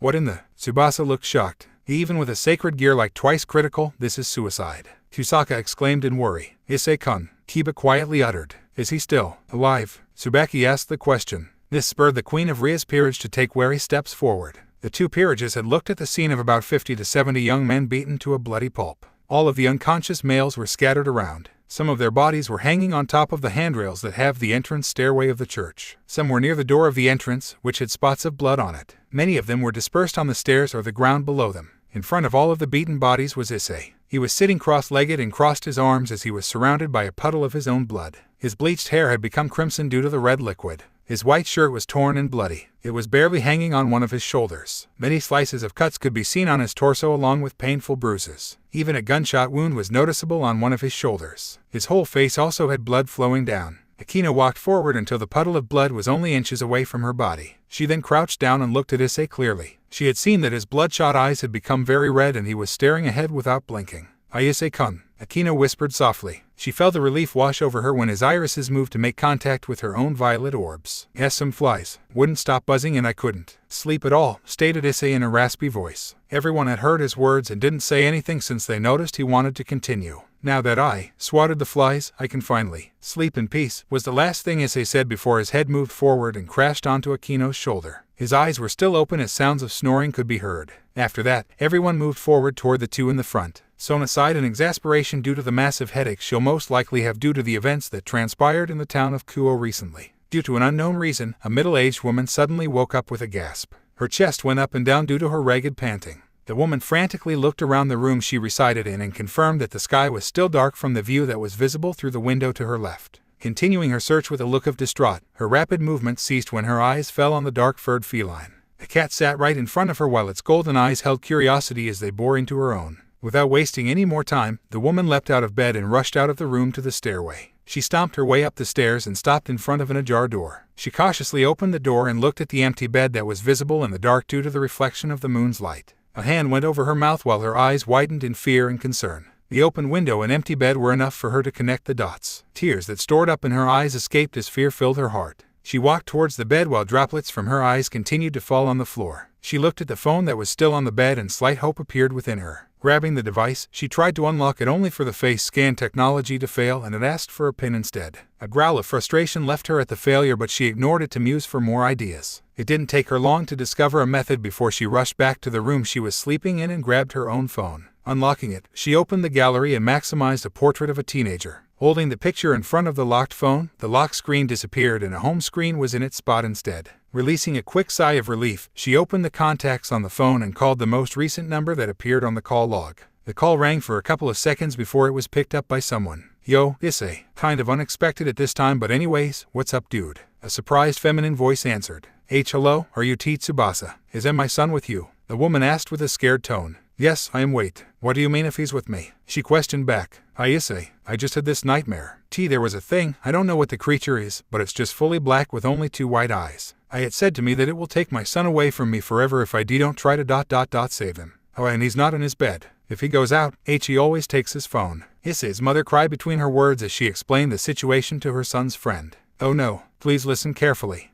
I have a relative who is involved with the law enforcement of this town. I'll let him know right away so we go and look out for him. He'll be fine. Please don't worry," Tsubasa spoke, which only managed to frustrate the older woman. "How can I not worry? Him, my baby. He is in danger." Nikki's weeps became louder after the yell. "I am sorry, but please, trust me. I'm gonna let my uncle know and he'll quickly get back to me, hopefully. For now, just hang in there. I'll call you when I find something," was the last thing Tsubasa said before she cut the call. "Oh Issei, please be alright," the mom prayed while she sat down on the bed. She then felt something against her feet, causing her to look down and see Penalty rubbing her head against her pajama-clad legs. Nikki crouched down and picked up the feline while hugging it closely and whispering her wishes for Issei being safe. Present. In the old school building of Kuo Academy, the lights in one of the rooms were surprisingly still uneven this late at night. It was none other than the room that was used by the Occult Research Club at the Learning Institution as its base. Inside the compartment were the entirety of the Student Council of Kuo Academy and all of the members of the Orc. Some of them could be seen yawning along with droopy eyes, indicating their desire for sleep. Although only one of the individuals in the room had their eyes closed, who wasn't even a part of either of the groups mentioned beforehand.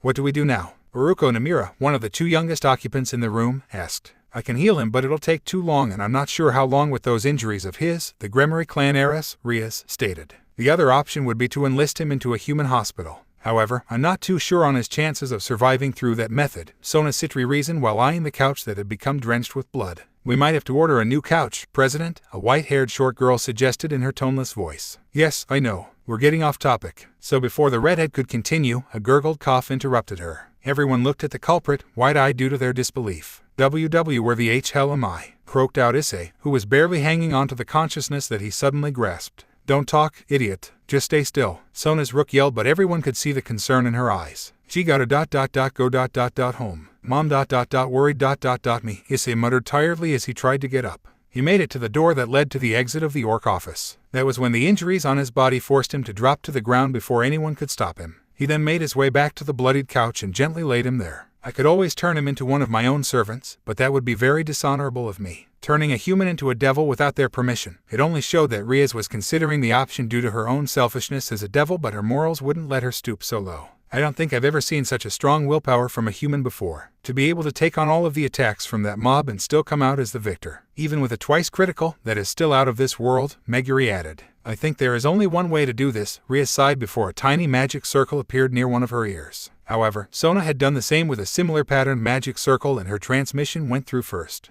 "Worry not. Even though there is a shortage of supplies nowadays, your wish shall be granted. But please be aware that you will have to offer some form of payment in return for this, which shall be decided upon later on," Lady Phoenix clarified with a hint of respect yet seriousness. "Of course, I truly am thankful for your assistance," Sona assured her. "It's no big deal. A container of Phoenix Tears will be within your possession in a matter of minutes. Until then, stay well." Lady Phoenix cut off the call at that point. Sona then looked at the surrounding devils, who looked baffled. "Sona why?" Rias asked with a look of shock. "You know exactly why, Rias. If you think about the situation between you and Riser, he will only get more leverage if it were you that called. And if Hayadu-kun is healed, he can turn out to be a very strong ally. What he accomplished not too long ago is very impressive. And if you noticed, there were no traces of magic in the air. And with how fresh everyone's wounds were, it is unlikely that hours passed before the battle ended. Mana residue does not stay in the air that long. Once everyone connected the dots, they were stunned. Wait, Momo started. So that means, Rhea joined. He did all of this without using any magic. Akino exclaimed.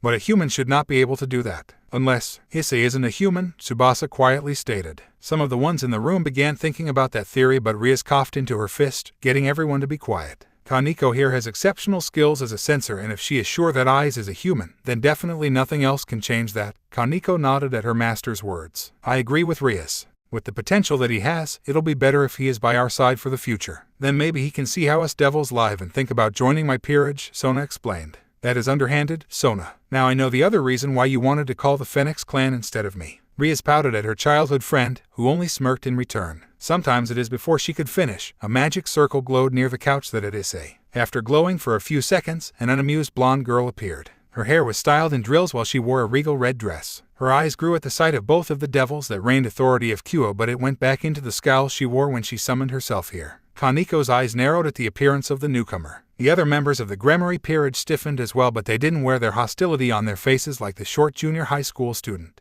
Greetings, Lady Rias of the Gremory clan and Lady Sona of the Citri clan. As my mother instructed, I am here with a vial of phoenix tears as you requested. Now ... who's the one in need of it? The shorter girl spoke formally. Lady Ravel, although your visit was unexpected, it is good to see you again. Sona greeted her while Rias turned away huffing for some reason. I'm afraid I cannot express the same sentiment due to the present timing, Ravel grumbled, causing everyone to have a sweat drop. Please accept my apology for this inconvenience, for I need the assistance of the Phoenix clan to save a colleague of ours, Sona explained while gesturing towards the teen on the couch. The blonde girl stared at the injured man and tilted her head for a bit before her eyes widened to the size of a plate in recognition. Is something the matter? Tsubaki asked as everyone seemed confused at the blonde Phoenix clan member. It's that numbskull from the other day, Ravel loudly claimed as she pointed at the injured male. You know Issei-kun, Lady Ravel. Akino tilted her head. Of course I'm acquainted with this dimwit. Now shall be the time in which this indebtment is reversed. A scheming smile replaced the scowl on her face while she proudly stomped over to the couch and took out the vial, loosening the cap, then tilted it and shoved it into Issei's mouth without any mercy. It didn't take long before the wounds and bruises that covered his entire body slowly withered away into the air. There were no visible traces or scars left of the madness Issei put himself through anymore. HMPH, consider your payment to be already paid, Lady Sona. I've already received it in the form of this toy. Now he'll be the one that owes me, and in return for that, I'll be adamant to suck him dry. Ravel cackled gleefully, not noticing the way she placed her intentions. Ooh, chuckled the blonde male knight. Lady Ravel. Kusaka was blushing at the implication.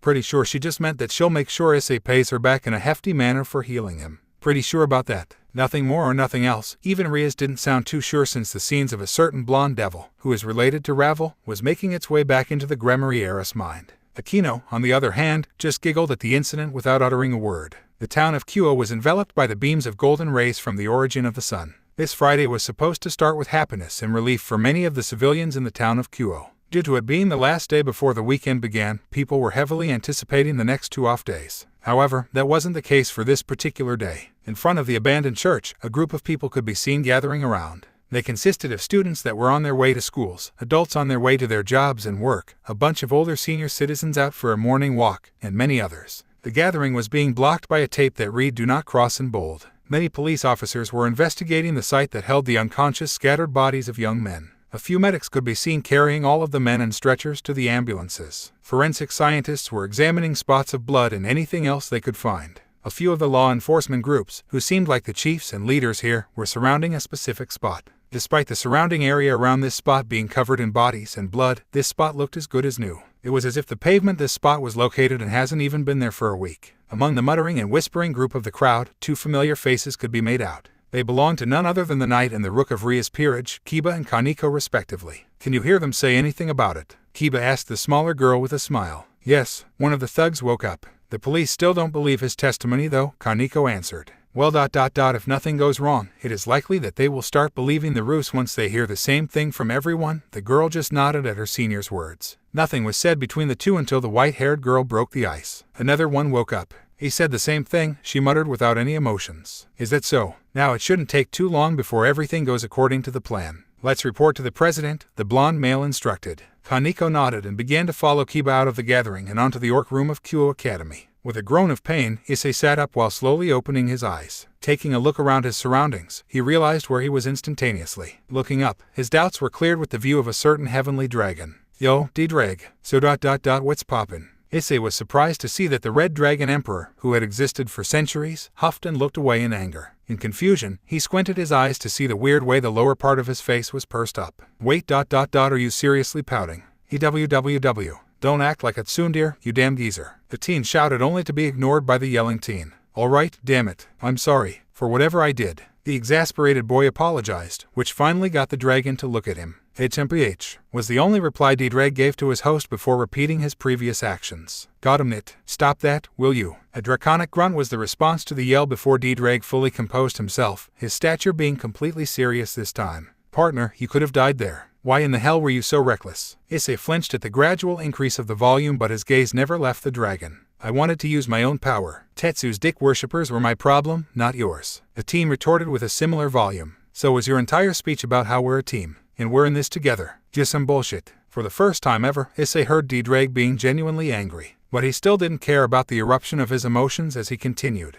Of course I meant those words, and I still do. From the bottom of my heart. Issei raised his voice yet again. Sure didn't seem like you did when you pulled that stunt, the Welsh dragon grumbled. I didn't want to use your power because you're not a tool. You're not just some power-up machine to me. You're my sensei and partner, you damn geezer. And more importantly, you're my friend. The teen's eyes became a bit glossy, showing the conviction and the truth behind his words. Nothing was said between the two as Ddraig looked at his host in shock with widened eyes. Although Issei didn't realize it, his explanation caused the trapped dragon to feel warm for the first time in centuries. As Issei finished drying his eyes from the unshed tears, he looked ahead to see his partner stretching out one of his appendages. The tip of the claw was right in front of him, reminding of a recent memory. When Issei took a look at Ddraig's face, for the first time ever, the dragon's face resembled something similar to a smile. Forgive me, young one. For my age and the mannerisms of many of my previous hosts have conflicted my ability to see your actions from different perspectives. You are just like him. The teen grinned and bumped his fist with the offered claw. Then his grinning face was replaced with one of confusion. Wait, like who? He questioned.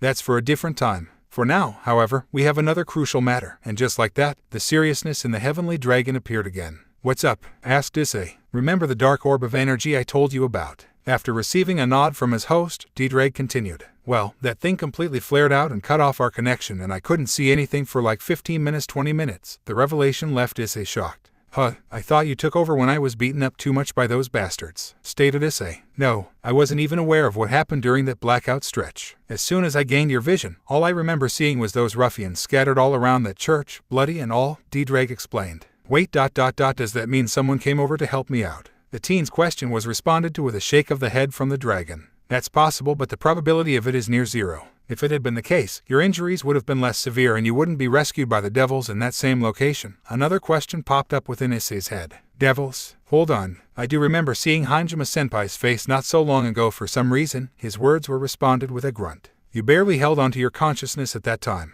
I spread magic around your body as much as possible to prevent your life from falling into danger and not arouse suspicion among the devils. However, do not thank me for healing your injuries instantly. A smile crept up on the teen's face in appreciation. Still, thanks for trying to save my life. By the way, what do you mean by your last sentence? Issei asked curiously. Don't mention it, Brett. What I meant earlier was that another devil healed your injuries. You should give her your thanks. And my advice to you after your performance would be to utilize some form of martial arts instead of brawling like a wild dog, the Red Dragon Emperor suggested to his host. Is that so? Alright, I'll keep that in mind. Anyway, don't ever think you're just some tool or whatever, you geezer. Issei grinned yet again. Yeah, whatever. It's time for you to go back, brat. Ddraig spoke, and suddenly, Issei's world became dark once more. Slowly opening his eyes, Issei let himself get settled in the real world for a couple of seconds while staring at the familiar ceiling of his room with a blank look. Afterwards, he felt an extra weight on his chest, forcing him to angle his gaze downwards. His eyes met the golden slits of Penalty's fearless look. The feline purred before taking a few steps on his upper body until her face neared the boy's. The cat then brought both of its paws forwards and began tapping on his right cheek playfully. Issei felt a wet sensation on his face. It was due to his pet licking him and then continuing her game she started earlier. SOOCUUUUTE.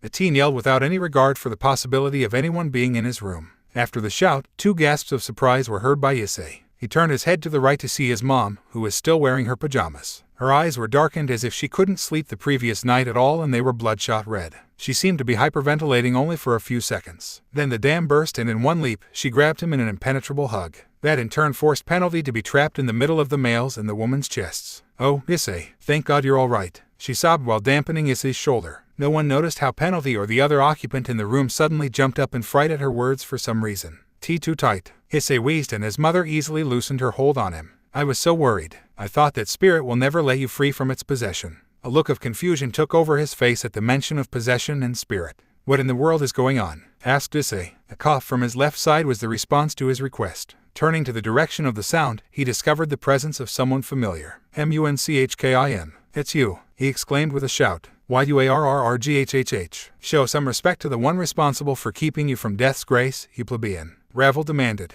"Dear, please show some respect. She freed you from the spirit that possessed you last night and took you away. You can't even begin to fathom what that evil spirit is capable of." Mickey's body shook in horror at the end of her words. "Spirit, possessed." "Mom, can you?" Before he could finish his question, he was interrupted. "Just keep quiet for now and get the gist of the situation from everyone that's involved first. Then ask the questions to fill in the gaps in their explanations. Plus, it'd be better to ask the devils in your learning institution about the entire situation rather than your mother or anyone else." The Welsh dragon that's trapped in Issei's sacred gear instructed his host through his telepathic advice. "Noted," affirmed the team before looking back at his mother, who still waited for him to finish his question. "You know what? Never mind. I'm tired and hungry. I can hear everything later." The teen changed the subject. Mickey fully released her hold on him and began walking out of her son's room. "Issei, I'll get all of us some breakfast, whether I make something or order. Until then, get as much rest as you can. And Miss Exorcist insists on staying with you for the rest of the day to make sure that the evil spirit won't possess your body again," his mother explained before walking out of the door. Penalty had gotten off of his body and made herself comfortable on the pillow under Issei's head.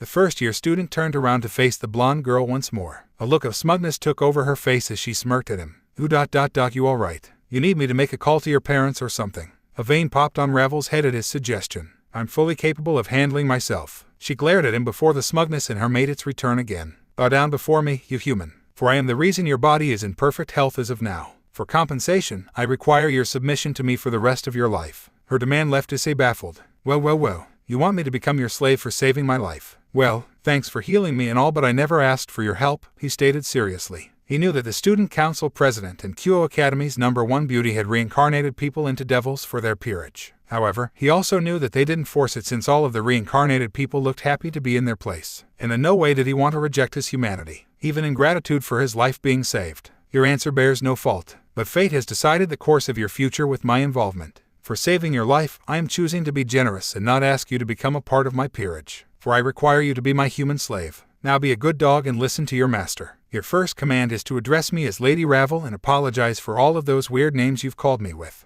Maybe I will be generous enough to give you a little treat in return for your maiden accomplishment." With a haughty aura, the Phoenix Devil ordered the human. Despite the sheer exhaustion and tiredness Issei's body was currently experiencing, he still sat up and got out of bed. He slowly walked towards the devil, who huffed and crossed her arms over. "I know you are young, but try to understand this, please. Don't you think it's unfair for me to give in to your demands when I had no choice in what happened whatsoever?" He tried to reason. "HMPH, what has transpired in the recent events was meant to be. Now accept your destiny and bow down to the one that owns your life." She refused to budge from her stance. "Ugh, listen, I'm grateful for you saving my life and whatnot, even though I had no say in it. In return, if you want more crepes, I'll buy you as much as you want. Or if you want to learn more about Japan, I'll help you as much as you want. I'll even take you to other cities for traveling if needed," the male offered. He learned from Riz that she was interested in the culture and history of his country and thus came here for her education to learn more about the place. He figured there might be a small chance that the munchkin named Ravel in front of him would be interested in his homeland like his senpai in Kuo Academy. "Of course, if I wished to do that, you would comply, for you are my slave from now on." She smirked at him again, but her confidence left her conscience as soon as Issei's demeanor and aura changed. The hairs on Ravel's back stood up in fear due to Issei radiating an ominous air around him. His head was down so the blonde-haired girl couldn't take a look at his face. However, that changed in a matter of seconds. He instantly brought his head up and she noticed that his eye color and the shape of his irises have changed. No longer were they light brown. They transformed into a pale yellowish hue, and their size increased and caused the areas of the white part of his eyes to become smaller. The frightening eyes bore into the dark blue ones of Ravel. Even the cat behind Issei had sprung up in shock and kept its gaze of widened eyes at the sacred gear holder. The frozen devil noticed that some kind of black fog began filling up the space behind the human and started to shape into something.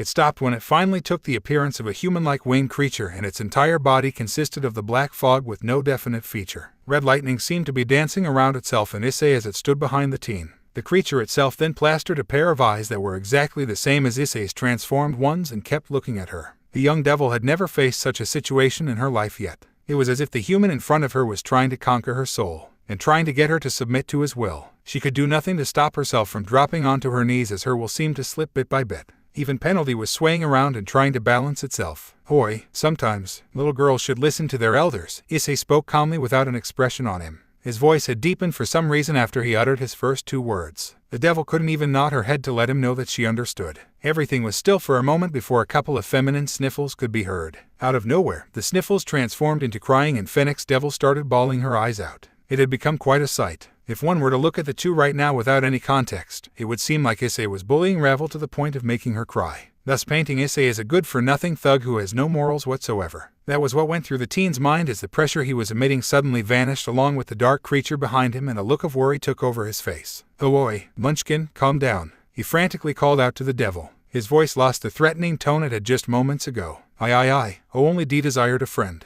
As someone who wouldn't see me as just Ravel of the Phoenix clan but rather Ravel only. Snot escaped through her nostrils as the young devil kept crying. Well, way to go about it, Issei internally noted. She tried to accomplish her goal the opposite way of what she should have done. He then remembered that she was at Tsundere back from the other day, so her behavior did make some kind of sense. Out of nowhere, his door burst and his mother rushed in. Her worried eyes were enough to tell the teen why she looked so disheveled yet again. Issei that pressure. Thank goodness you're fine. I thought that the evil spirit tried to take over you again. She hugged him with all her might again. Mom can't breathe. His mom loosened her hold on him only to fuss over him again. It continued until Mickey's eyes landed on Ravel. Sighing, Issei did as his mom told him and approached the girl. "Ooh, Munchkin," Issei wearily called out to the devil. She looked up in response with her face being wet with tears and her eyes still held a tone of fear regarding his presence. "Look, I'm sorry for you know. But if you just told me that you wanted a friend, this could have been avoided. Why didn't you do so from the start?" he questioned. The only response the boosted gear holder received was a couple of sniffles. "Issei dear, make sure that Miss Exorcist is okay enough to go downstairs. The breakfast I ordered should be here in minutes." Issei nodded at his mom and continued with his task. What the two didn't notice, however, was Penalty slowly walking out of the room while cautiously keeping her stare on the teen. Since the matriarch of Hayadu residence was in a better mood compared to earlier, she began asking Ravel about where she was from. Her appearance was enough to inform Mickey about her non-Japanese origin. Due to not knowing much about the human world, Ravel was stuck on how to answer the woman. However, Issei came to her rescue and told him that she was from Uruguay and even spoke in Spanish with her to confirm his information. Thankfully, she bought it. He was glad and grateful to the blonde pretty boy from his school for informing him about how devils understood every single language in the world.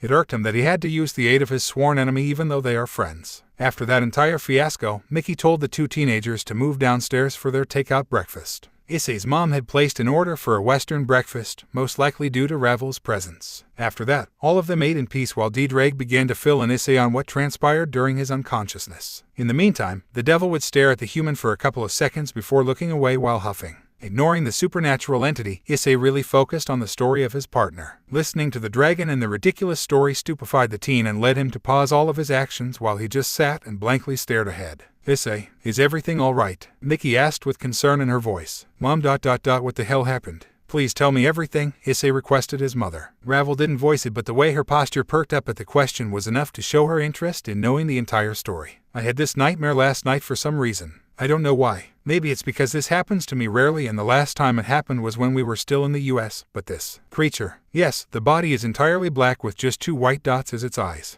It warned me that it was interested in you and took you away. And it warned me to act quickly if I wanted to save you from harm. Then I woke up and rushed to your room. Seeing that you weren't there, I was scared." A single tear fell from one of the mother's eyes as she began her explanation. "Wait, back up a bit. You went to my room because of something in your nightmare scaring you." She nodded and continued from where she left off. "Fortunately, your phone was still there. When it asked for a face scan, I somehow came up with the idea of using your picture from my phone to unlock it." The teen had a deadpan look at his piece of information. "Great, then what?" he asked tonelessly. "Tsubasa, a friend of yours, was the first person I saw on the call list. Calling her, she heard everything, and apparently one of her relatives is in the police force in Kuoh. After a couple of hours of endless waiting, an officer finally dropped you off at home along with the young lady." Mickey glanced at Ravel while saying her last words. "Thank goodness she didn't look through my private matters on my phone. And no way what Yura said was actually true." She or one of the other devils must have used something akin to transformation magic to do this. Or worse, utilized that memory manipulation thing. A scowl formed on Issei's face. So ... within. This was the part where the holder of the boosted gear really hoped that his mom gave him a different explanation compared to what the dragon told him. I think it's better if you see it for yourself. The woman got up from her seat to grab the remote nearby and turned on the TV. Once it was on, the channel being displayed was a local one. Breaking news. A horrific event transpired in our lovely town of Kuo last night. At the abandoned church of Kuo, 74 unconscious young men were found beaten with grievous injuries, some even in critical condition. Our reporters gathered bizarre information from some of the victims that are currently awake. They claim that a dark-clad creature, which they think is a ghost, attacked them out of nowhere and took them out in a flash. They also added that the ghost was apparently using its powers to use telekinesis on one of the victims and he was being floated away from the location, who they believe was possessed by the ghost. The teen has been identified as the 16-year-old first-year student of the recently turned co-ed learning institution of Kuo Academy, Issei-Hayadu, the host stated before saying more and more things. The rest was ignored as the horrified Issei was gaping at the screen. OHHHMYYYYGOODDD. The yell in English was heard by the residents of many homes that surrounded the Hayadu residence. A small number of those even had to grab their heads as the sudden yell brought an unexpected headache along with it, including the blonde devil and the black feline within Issei's house. Okay, sadly the chapter is over. And if you enjoyed, just leave a like and subscribe with post notification, so when the next chapter is ready, you will be notified. Okay, see you in the next video. Bye.